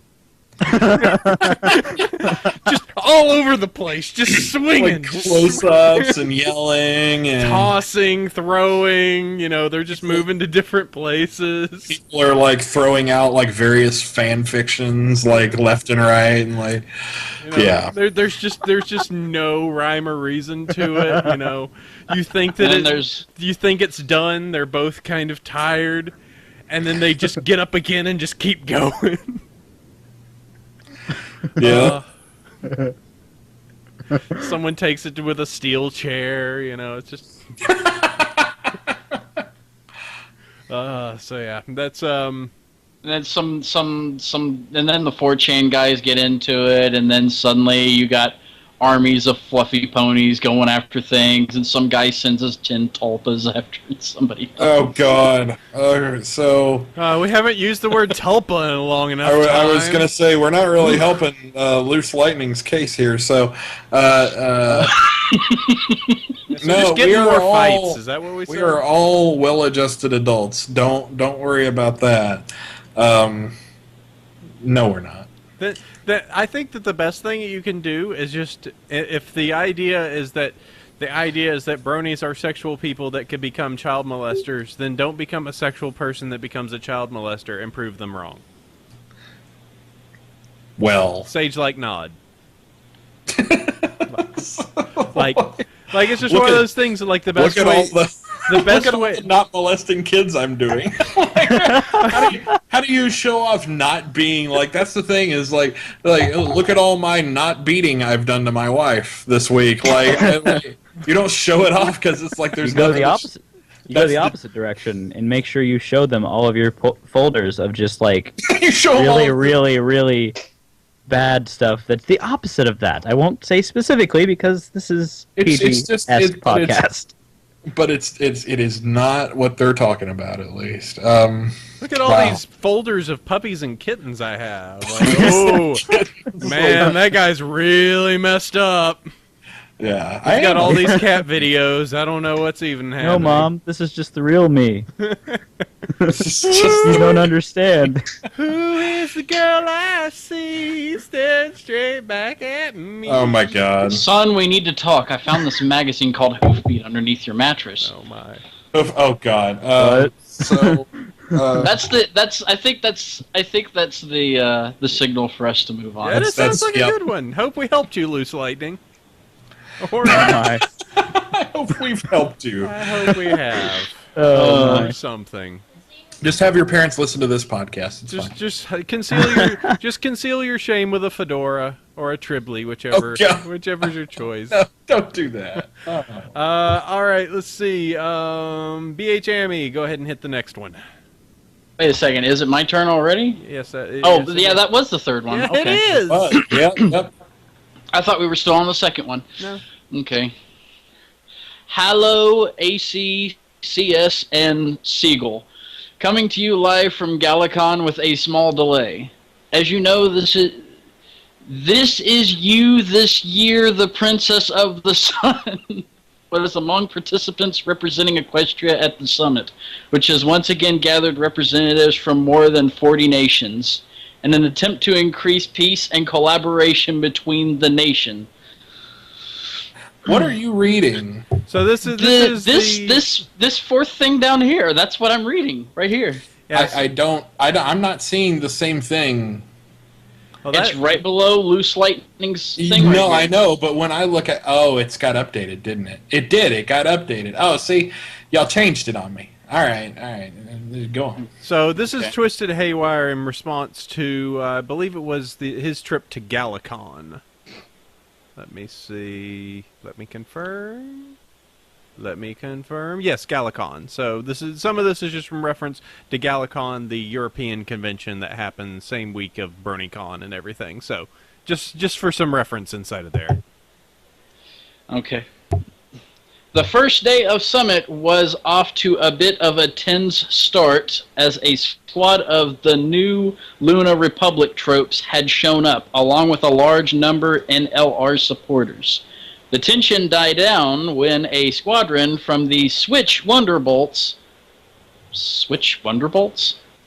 Maybe I don't that's an know. area. What are the Switch Wonderbolts? Maybe shadow bolts. I don't know. Wow, I'm... You know what? Maybe it is Shadow... I don't know. Wow, Could be. am I that out of touch? Dang. No, I've never heard of it. I'm just hearing this and I'm wondering if we've got a Brony World War I about to start. It sounds Oh, like no. it's like, Like we've the got trenches. supporters for this. All it takes is for Maybe I should be reading this in a different voice then. like Franz Duke Ferdinand. Who's the Fran Duke Ferdinand of the ponies? That I was gonna say this is all happening in Germany, by the Yeah. way. Oh, man. The first day of Summit was off to a bit of a Oh, tense. boy. I can't do German very well. No. I'm horrible at German accents. Oh my god! Get invited back. Nope. from I'm forever Ponyville. banned. The tension died down when a squadron from the Switch Wonderbolts also showed up to keep the peace. And unlike last year, there was no need to display any ponies' heads was on a stakes this year to keep the peace. What? Unlike From last Ponyville, both Cheerilee and Pixel Kitty was at the summit. There was also a lot of ponies dressed up like Princess Twilight Sparkle and her friend. Ellipses, ellipses, ellipses. The summit ended without problems, and Equestria will not be divided into a East and West Equestria at this point, and a large part thanks to the work of Princess Larson and her ponies, only referred to as Button's mom. Ellipses. On another note, although the Princess of the Sun was heard making a remark about her sister's weight, and the Wonderbolt Wing Commander is one of the best ballroom dancer at the gala, not only taken many of the beautiful ladies for a spin on the dance floor, but also taking the time to teach a few steps to the crowd. Even this lonely reporter pony got the change to take a beautiful young mare for the dance. An evening and a mare not soon forgotten. From the Galacon Summit, this is Twisted Haywire signing off. Now back to you in the studio. Okay, I figured it out. This is like- it's a really colorful retelling of just how Galacon's panels went, because it was Cheerilee was Nicole Oliver, right? And Nicole Oliver was a guest at Galacon. And so he's saying like Nicole Oliver and the new Lunar Republic people, because at one of the Galacon panels, someone went up to Nicole Oliver and said, "Lunar Republic will rise again!" Like yelled it out really loudly. And she was like, "Oh, you will bad, be Brony, destroyed! bad. You will be destroyed!" Like she actually kind of went with it a little bit. Like she was like, "No, curse you, curse you." Son, I'm surprised she didn't get up and just clothesline him. Right? Yeah, just yeah.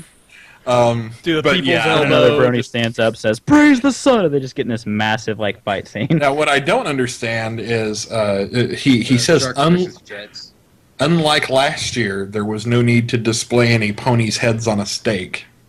So the unlike last year on that, what happened at last year's Galacon? Europe Was is there- just full of savages. Was there literally an East and West Galacon? Like, because that's like, that kind of hits close to home for them. doesn't it? Twilight Sparkle, tear down this wall. Tear it down.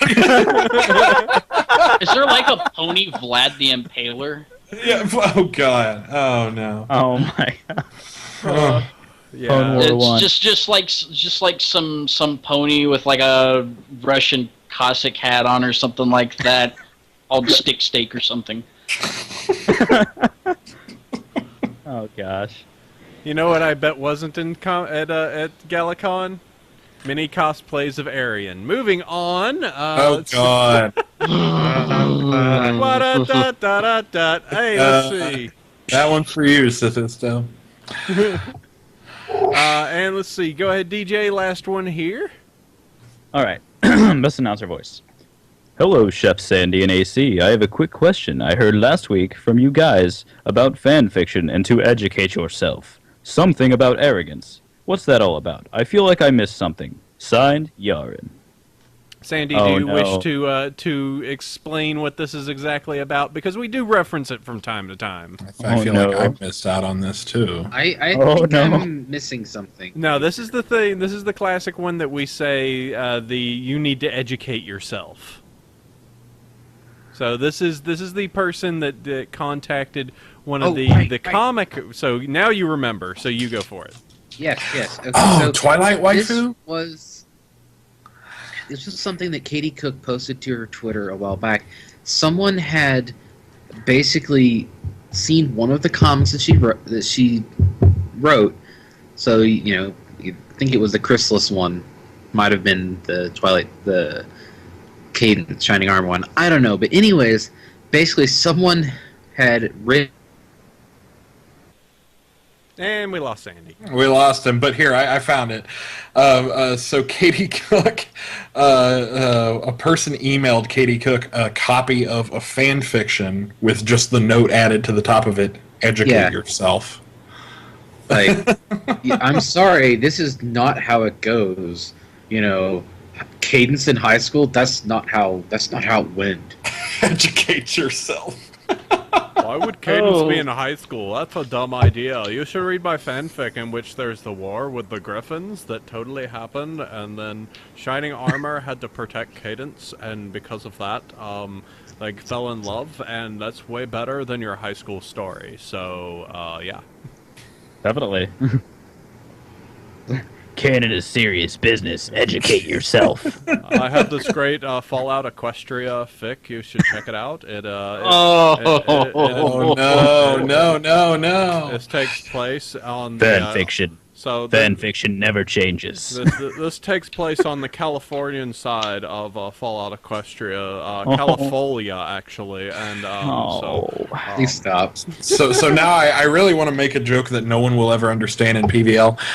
We do training, like we have like a little training thing for our cameras, and all of our cameras are Canon camcorders, and so I want to link the Canon manual with just the word "educate yourself" like next to it. Just have it be like, "That's Canon." All right, fine. See, and no one will appreciate that. I don't even appreciate it. Like I already hate that, and I just did it. How old is Cadence? Ooh, don't ask that. That's Not important. It's 18 classified. in one day. I'm just that is one thing we don't know. We don't actually know how old Cadence is. That's the weird thing. She's All the 6 princesses years are- old. All the princesses are timeless, except she's probably 23. Because we know that the two tallest are The biggest horses. yeah the two big horses are at least 1,000 years old each. Right. But Cadence we have absolutely no idea about. Yeah, well, as said, 2 things. Rusty Headphones says you don't ask a lady's head. Also, in Japan, she's 17, so... What? Hey, In Japan, wait, she's what? 17? I think that's just a joke on Japan. Oh, I was like, Oh yeah, because anime. Animu. All right, I have one more thing that I wish to read, which actually isn't an email. It's a comment that we got on the site, which is BronyShow.com, BronyvillePodcast.com. But this was particularly crazy enough that I really wanted to read, and it's going to take a little bit. But let me actually copy it. Ooh. Because this is something I didn't know if this was spam, but it was so crazy I kind of had to use it. So here you go. This is submitted by Andrew Airley. Second, 0 approved comments. Here we go. Hello there, Mr. Jason Thiessen. The name's Andrew, early second. I heard you're the director of My Little Pony. I'm a big fan of it, and I've got something new for you to make, which is named My Little Pony Friendship is Magic, the movie. A giant egg is underneath Equestria. King Somber, Nightmare Moon, and Diamond Dogs investigate the egg, releasing the adventure inside an ultimate villain, he whom Princess Celestia, and attacks Canterlot. Now the main 6 will have to set off an adventure of a lifetime to defeat their ultimate enemy and save Princess Celestia. You ought to make it like it TV series version. It should have a studio logo intro for it, like Lionsgate. Would you make the TV show theme song in a movie version, like into a 2+ high-pitched voice?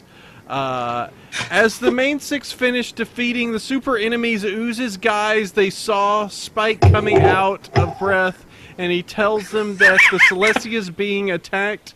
They were shocked and all went back to Ponyville as theirs. They found out it was in a terrible mass. Then they went back to Canterlot as the door broke down, and the main 6 gasp in shock. They found out Canterlot was in a terrible mass too. And they see Princess Celestia lying on the ground, which is she dying, and they run over. Celestia giving out her last few words to Twilight, and Celestia slowly closed her eyes, which caused Twilight to cry over her. Then they hear Luna and see her okay because she survived the supervillain's attack. She tells us there something somewhere on a distant planet that will save Celestia. As the bird beasts were too difficult for the main 6 to beat them, the main 6 were sitting behind in front of a rock along with Spike. The birds got them outnumbered. They wondered how they should do, and Applejack asked about calling out for help. But Spike replies to them that they don't have the main 6 for calling out for help before Spike could finish, and he ignores them until the messenger worker comes and attacks the birds. What is this? What is my life? What is the lie? As the main 6 and Spike were getting close to something that Luna told them about, as something cobwebbly garbled, rarity head and hooves sticking out, she started yelling, "Help me!" Let's see how many more paragraphs we've got. This is the climax. You're at the climax right now. We've got at least 6 more paragraphs here, so... And then wait. Look at the very bottom where it says, "I bet you liked it. Make it work and happen before the 5th season." Excuse me. Don't get ahead of him. Let Oh, him I'm sorry. finish. Yeah, finish. Yeah, you can finish. So, Twilight tricks the supervillain by getting him to chase her into space. She stops when the comet should easily destroy him. He grabs her. She manages him to let her go. The other main 5 and Spike when terrified that the comet could be here any second to beat them along with her, and then a teardrop flowed from her eyes because she was replied to him, she's a failure. Then Celestia and Luna and Masters Warriors' voices showed into Twilight telling her she will always be the most alicorn princess in all of Ponyville. Then Twilight simply replies to him that she is not any fraud and breaks his grip by blasting him. She avoids while the comet destroys him for good, and she returns to Earth. The super enemy's defeat awakens every pony from the hypnotizing spell as she lands, and they all cheer and they all hugged. The main six and Spike return to Canterlot. Luna sadly replies that they're too late. Twilight suggests, and they all use their cutie mark symbol, spirits of magic, to revive Celestia while restoring all of Canterlot and Ponyville. As Celestia awoke, she brights in the air and back down, and there's all glad that she's alive and back. And Twilight and Celestia hugged in youthful tears. They mass each other, and Rainbow Dash hugs Twilight, winch choking her. Wait. That's I'm actually reading that right. You are reading that right. Hugs Twilight, winch choking her. At the end of the film, he's actually not reading most of this right. Yeah, he's taking some liberties with the rest of it, but that one was he's taking some liberties in the interest of proofreading. Honestly, right? Yeah, I'm trying. It's also the screen is far away, so my eyes are kind of guessing what these are. Right. But so let's see. Actually, if I control, there we go. Yeah, make it bigger. Yeah, there we go. And at the end of the film, a big celebration happened in Ponyville. Even Fred was there, along with Apple Bloom, Sweetie Belle, and Scootaloo. Fred! Scootaloo. Fred! Oh, Scottaloo. The princesses does the honors with Twilight by shooting into the sky, and fireworks appear from above. Spike still doesn't understand, and one thing is Twilight asks, "What's that, Spike?" And Spike replies asking how the master worker knows the names, and why did Pinkie Pie feels she is starting to forget something. As the scene turns into the boy who is still fighting the wizard on his own where Pinkie leave them. And the boy replies asking, Pinkie Pie, are you ever coming back? And the wizard yells back, Pony Wizard Battle! And it goes back to celebration, and every pony continues celebrating. The last scene show the Diamond Dogs, where crowning Rover as Nightmare Moon and King Sombra enter the lair and growl. The dogs replied in face to each other, uh-oh. In shock, they begin attacking the dogs as Twilight flies and gives a wink as the film ends. The Master Warrior who live on the distant planet is a cheetah girl. Fred is a boy pony. Give the bird beasts a name each and created by a supervillain, and think of the opening and rest of the scenes for the film by yourself. I bet you liked it. Make it work and happen before the 4th season if you please. It'll be ponyrific. Thanks. Stay cool. Tell your crew. Tell your crew. Now, the best part is every single time he says instead of warrior, it's worrier, as in a person who worries a lot. And so the best part is like I'm picturing this worrier like this guy who's just scared shitless of the situation. My taxes next month. I don't know if I want to fight the bird beasts. Special guest voice T-Rep. Special guest Master Warrior.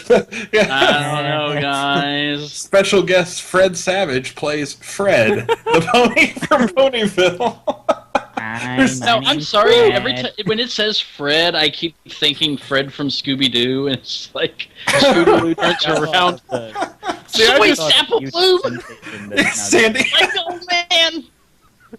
So, all right, so we're officially making this kid cry by laughing at this. I feel bad. I feel bad, and now I actually want to rewrite this as if it was like a coherent story, just because it's so. I could do it. You could totally do it. And it's. I want to leave in the part where it says, "I bet you liked it."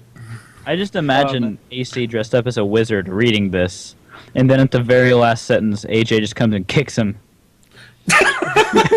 Here's the thing, though. This entire premise is basically already an actual realized movie. It's just called Power Rangers the movie. Look through it. Wait a minute. Look through it. Tell me I'm wrong. Oh my God. Is it? I think you caught something none of us did. Is that what this is? The Bird Beast is like a Power Rangers thing? Ivan Ooze. Was this just a complete inside joke the whole time? This is It's Power just a Rangers crossover. the movie, the ponified version. It's just a crossover. Oh, well then this sort of makes more or less sense. Okay, then I'm approving I that should post. probably be partially ashamed that I caught that on. Yeah, I was like, wow, good for you, right?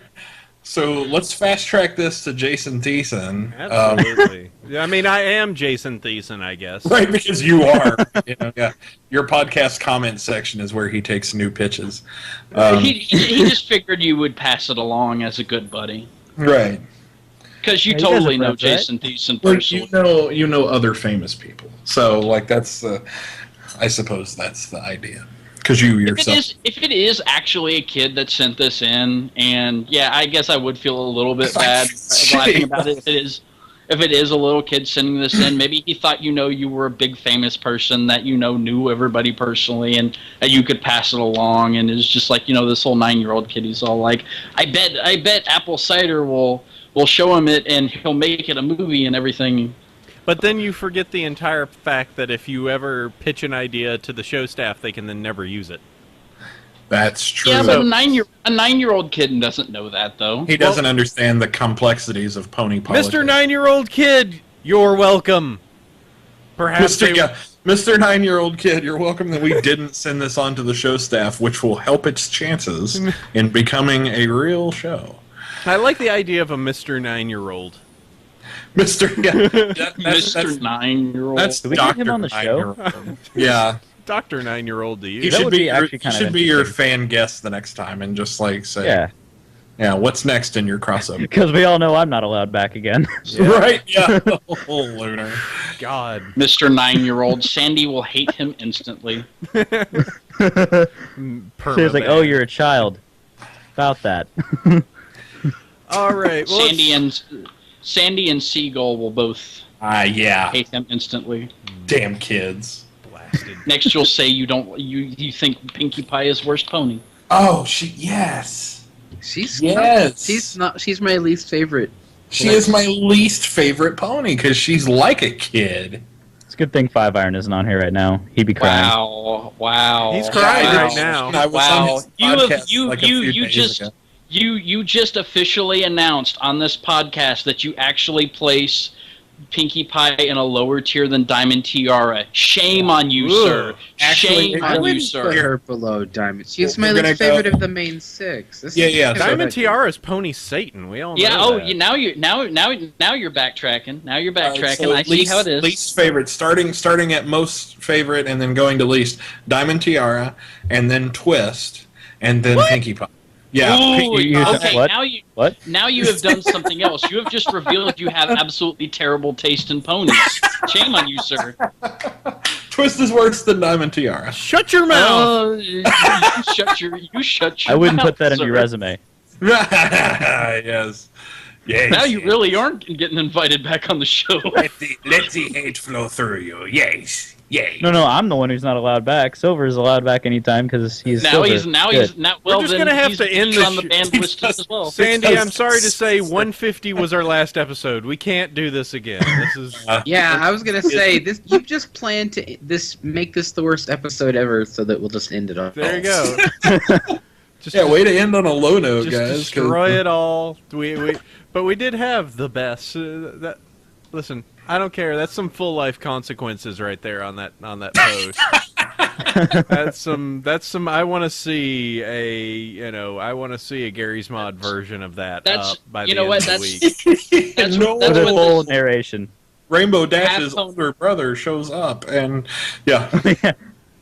Oh yeah, the thing from the anthology. Oh, you have vanquished me, Rainbow Dash. But then secret boss comes. Why did that remind me of Up for some reason. Like the What? voice. I'm Rainbow Dash's cousin, but Oh, it's- I'm her third cousin. So The He little- drove really we go out. fast to fight Mega Boss. The little kid talks like that. Hello, I am looking for a Boy Scout badge. Do you Yeah. require assistance? Like that's what the kid Yeah. sounds I like. think I also got that morphed with like the old-timey announcer voice from the videos.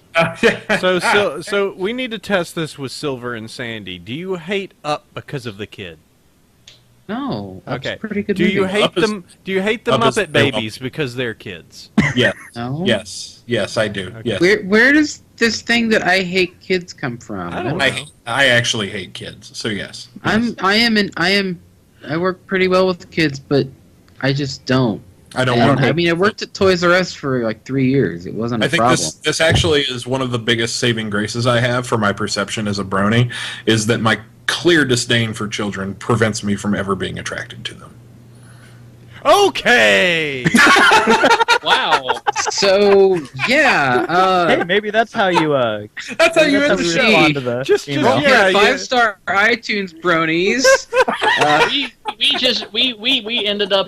we ended up helping out Loose Lightning after all. Right, we did, yeah, It exactly. just took us a little while. But Mom, I hate children. This podcast is just grinding on what used to be the Oh, rollers. Ric Flair can't Maybe even handle 150 this. is the shit. last episode. 150 is it. There you go. And then it just goes to FU from See, this. it's a good run. Ugh. If it actually did, I would feel horrible. from helping Loose Lightning to Andrea Libman in the woodshed. Oh Why? God! Oh, I the regret that number of already. times he said, "Stay out of my bed." We have just done everything.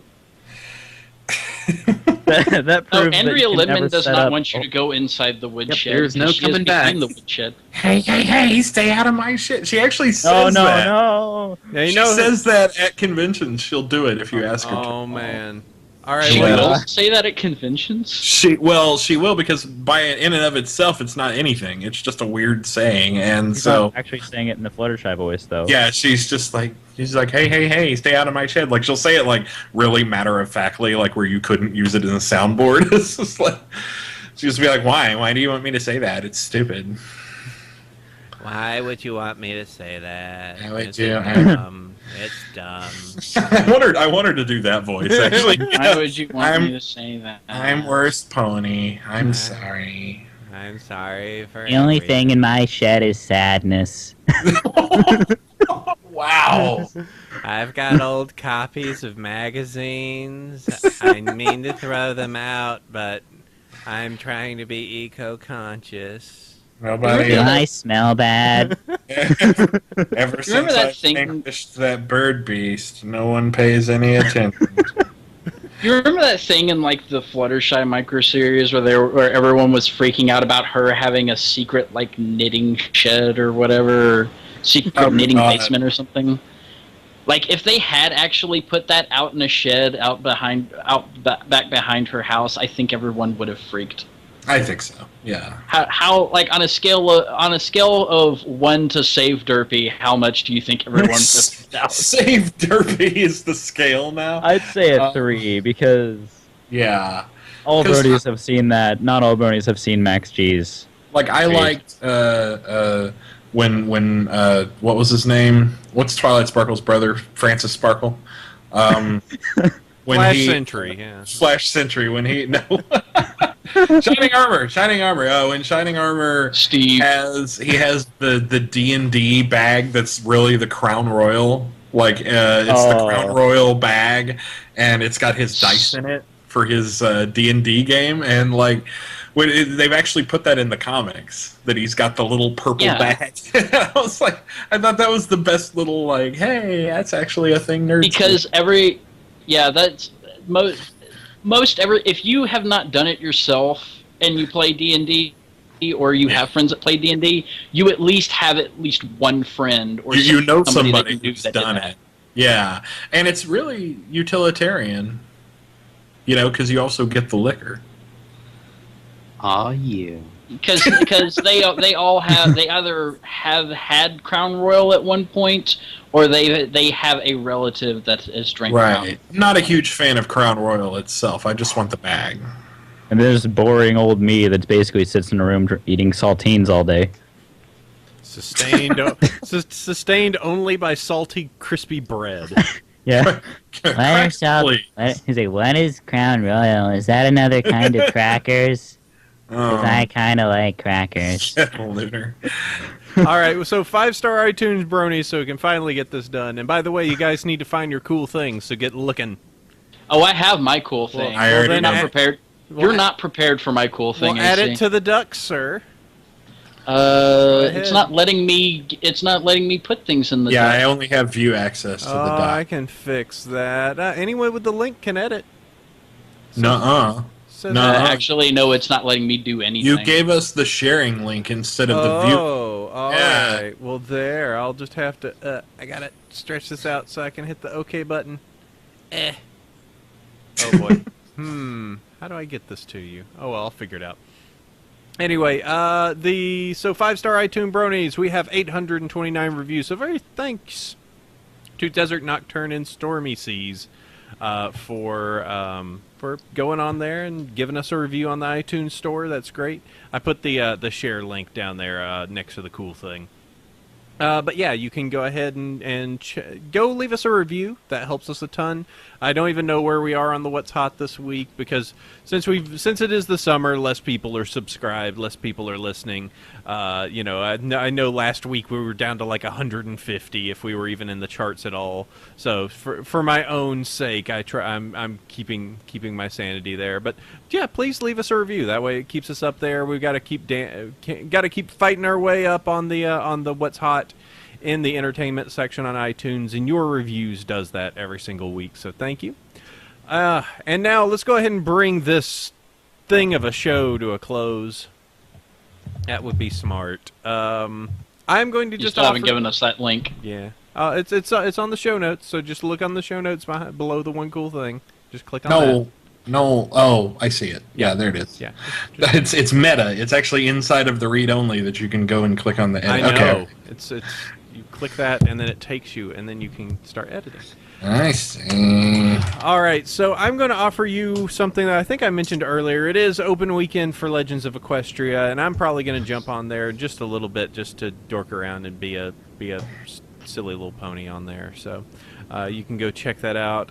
It is free. It is a free MMO, and you can be a horse. As Silver stated earlier, you can dance around it and try and harass your favorite or least favorite horse celebrities. Yeah. So, do you have a Silver Eagle there? Yes. So- Yes, Silver Eagle is playing in LOE as Silver Eagle. And find me and then dance next to me, because that's what you do when you find people, is dance next to them. I'll most likely be surrounded by people. It's more like important Second than me. Life. The only thing you can do is walk around and dance.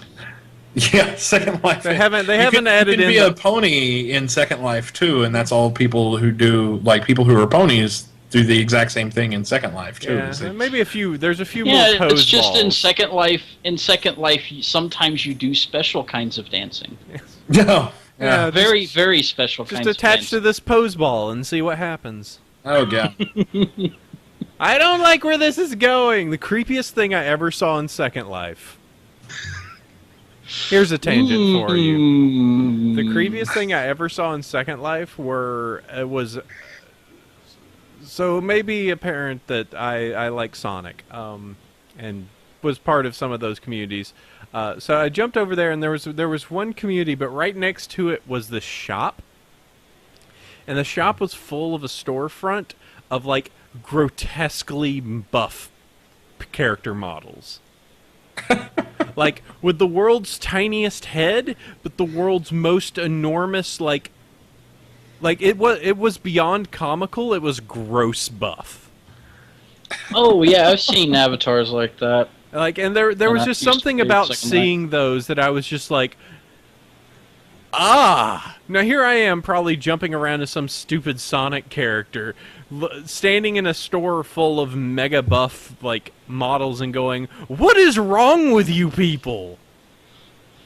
Which is the epitome of Second Life. A whole bunch of Hello, weird people. everyone. I am Tuma the Hedgehog.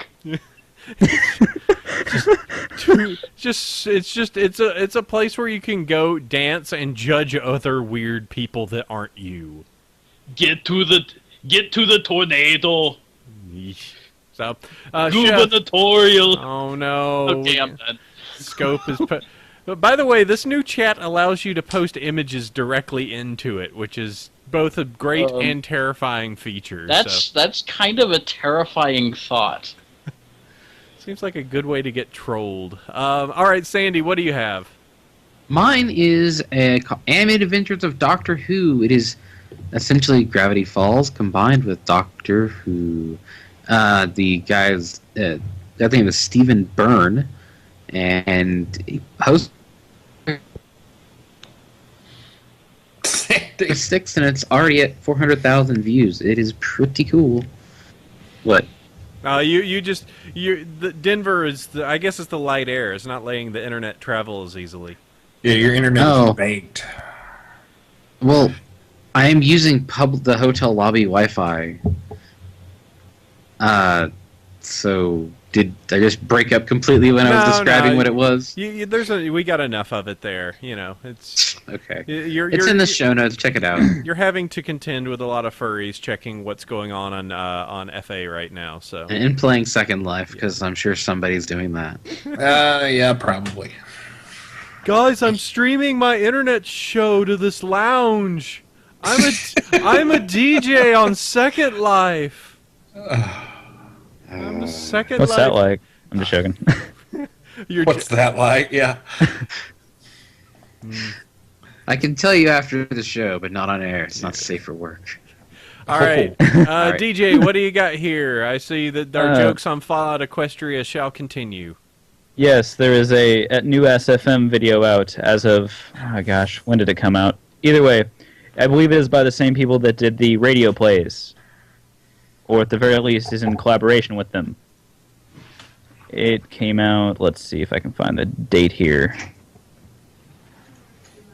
Oh gosh, well, either way. It is really cool. The animation looks really solid. The voice acting seems pretty good as well. And it's nice that they're doing stuff with that. Yeah, this is really cool because it looks like they're taking it one step further. The Equestria Broadcasting Company, the EBC, has been doing this really well-produced radio play of Fallout Equestria. We've been airing it too, but one of the neat things is this is Argo Damon, who's like one of the well-respected source filmmaker authorities, in the pony world at least, and he's actually making like entire scene reenactments of the radio plays scenes in source filmmaker. So now it's coming back full, this is like the last little portion needed to make it into like almost like a short movie about Fallout Equestria, which is really cool because it's like all these different parts of the process are coming together into this really neat thing. And yeah, it's super neat. Yeah. So this is a really cool thing. I mean, it's 7 minutes. I mean, that's a lot of editing. It is a lot of animation, a lot of rendering and stuff. It's obviously not the whole thing. It's not the whole. Yeah, that would be like an 18-hour movie. That would be insane. But it's like highlights. Yeah. That would be longer than what's out of The Walking Dead right now. I think if my understanding of the source material is correct, there would also be some stuff that probably wouldn't be able to be shown on YouTube. Wouldn't be on YouTube. Yeah, exactly. It hints at it. It doesn't ever.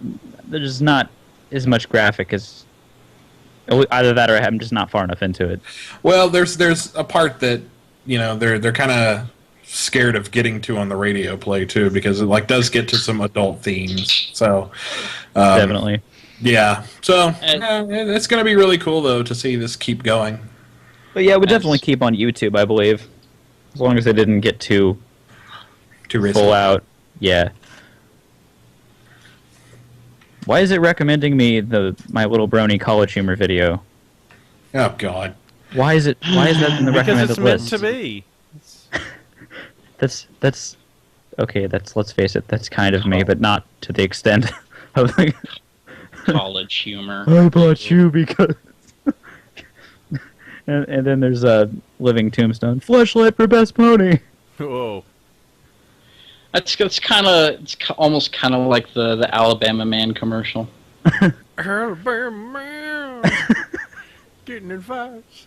All right, Silver, what do you got here, sir?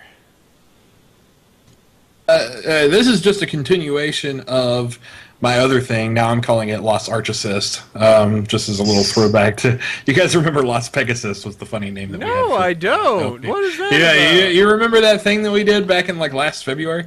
A year and a half ago. We are a year and a half older now than Lost Pegasus. And that is insane for me to think as a person. But anyway, like, where did the time go? But anyway, yeah, Lost Arch Assist, the big Archie fundraiser that I talked about earlier. That's the web address there. The short one is just pvlive.me/archieinfo, and that will take you to our post on all of the details of the stream, the musicians involved, and specific information about Archie's health conditions. All right, fantastic. And BHHammy doesn't have any posts, so that's good. And we can go ahead and, actually, I there's have nothing here. There's no... Yeah, sure.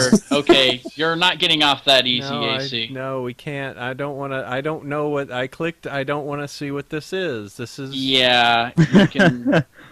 So, no, it's okay. You get to sit there and you get to listen to this one because you took what I was going to put up. Oh, because see, whenever I go on a podcast, I always usually link gaming stuff. I was going to link Legends of Equestria, but unfortunately, AC thought that was a good thing to put as his cool thing, so I got to put another gaming thing, and this is the gaming thing I've been doing this weekend.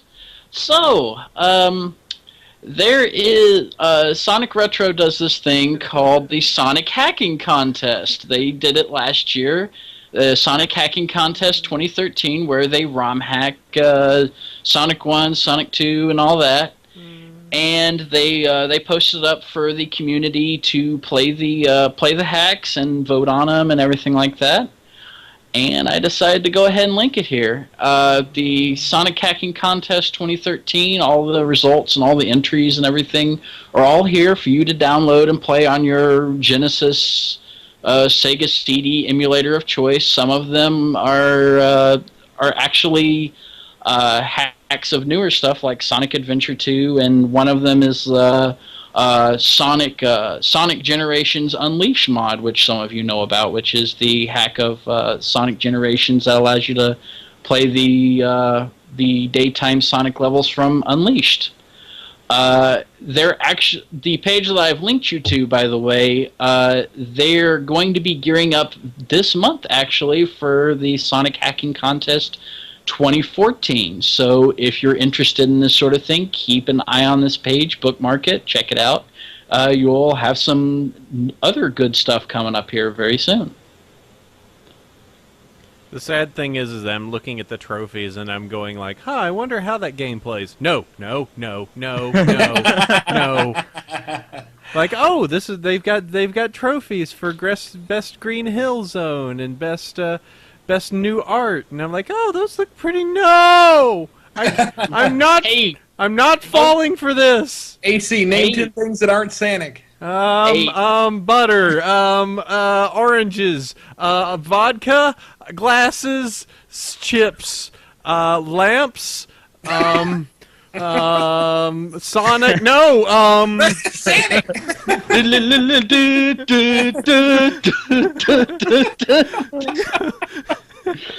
AC, you should totally play an ordinary Sonic ROM hack. I bet you it won't be terrible in any way whatsoever. You know what? And terrifying. I do every once in a while want to go back and play like the first three, because I still contend that like one was I know people liked one I think is all right, but when you get into 2, 3, and then add Knuckles in, though, that's my wheelhouse. That's my childhood just in a bundle there.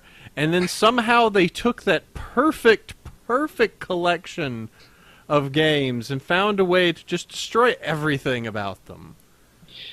Well, I'll tell you what. There is something. There's something on here. I'm trying to locate it like right now. That here it is. Right here on this list of the entries for 2013. Sonic Classic Heroes: Rise of the Chaotix. Right here. No. Now what? Okay. No. Listen to me on this one. Now, this particular one, it's actually an expansion of a previous hack that they put together called Sonic Classic Heroes. Basically, it takes the formula of Sonic Heroes, where you have all three characters, and you can swap control between them. Yeah, it's a terrible game. game. They took that premise, they put it to Sonic 1 and Sonic 2, and put Sonic 1 and Sonic 2 together, where you can play them back to back, and you can swap between all three. You can swap between all three characters at a whim, or you can play as each of the characters alone if you wish.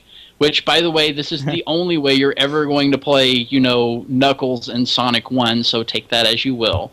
And it's very well done and very well put together, and it's quite customizable. What if I never played it? I think that sounds like the best option for me not to go insane. Well, sure. If you're going to be a sourpuss, yes, thank you. You're going to be the SWAT bot hammering the no fun allowed sign. That's what you are. Hammy, I enjoy me some Sonic from now on. I screwed up. I enjoy Sonic every now and then. What would I have to do to get one of these up and running on my computer? Well, you are going to need an emulator, which legally I cannot tell you where to get those on this podcast, but there's a few out there I could probably name off the top of my head. Like if you want to roll with some, there's Gens, or there's the one that I currently use, which I'm going to take a peek in this folder right here. It is called, if my thing will load, Fusion. It's called Fusion. It is an emulator called Fusion, which currently emulates. It emulates Genesis, Mega Drive, and 32X, and CD, and 32X CD. So it's got you covered on any base that any Sega Genesis-esque base that you need. Yeah, wow. I've actually used Fusion. I was just wondering if these games were just like ROMs straight up, or if any of them were just like mods or standalone. No, they are full-blown ROM hack ROMs. They will the ones that are in this contest are most of them, I believe, are straight up Genesis ROMs with some added stuff in and everything. So. This is Sonic Retro we're talking about. These guys, live and breathe classic Sonic. So, take that as you will. Silver, I'm leaving. Go ahead and close out the show. What? Oh, okay. Hey. I'm gonna Hold go. on, I gotta do my best AC accent. I'm going to just leave. Like I can't. Okay, everybody. Cider. That's it for Bronyville podcast today. I've been your host, Apple Cider, and I'm Chef Sandy. And don't forget to stay brony, my friends. And shit, that's the wrong one. That's Silver, if I may, before we close out this show, I would like to put on my best AC impression. All right, fine. Dear Princess Celestia, today I learned not to take away BHHammy's one cool thing from the show notes. Yours sincerely, Apple Cider. Oh no. Okay. Don't forget to like and follow us.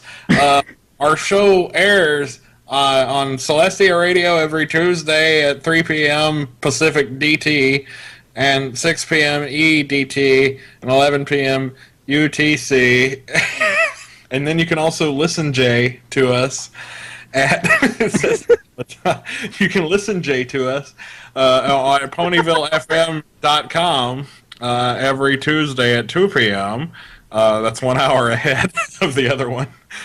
See, I will be the bigger man and not imitate you. Twitter is at Bronyville and at Chef Sage. Since when did AC turn into Sean Connery? I don't know. I just like develop. I'm like my accent is He's not even talking anymore. He's not even talking. He's like muted now. I don't know broken the AC. answer, Alex, but your mother's a whore. Meet groups include the Bronies of North California and the North Texas Bronies. I'm just not even. My name is Apple Cider, and my favorite pony is Princess Celestia. If you want, I mean, you can go to Nightmare Nights Dallas in October if you want. Go to Nightmare Nights Dallas. Sorry, I'm sorry. Guys, I think we're making AC sad. I may not be 100% sure on that, but he's really silent, so I'm thinking he may have some tension. I think the bird beasts have gotten him. Oh I no. think we should probably bring this train wreck to a close. Yeah, AC just hit AC, we need you. End this before it Need goes you out of back. control even farther. Hit step. I hate every one of you. What is that a link to? Oh, it's just Bronies Stop. of North Texas. Oh, okay. I was like, what is that? Stop. Sleep Also- well, every pony.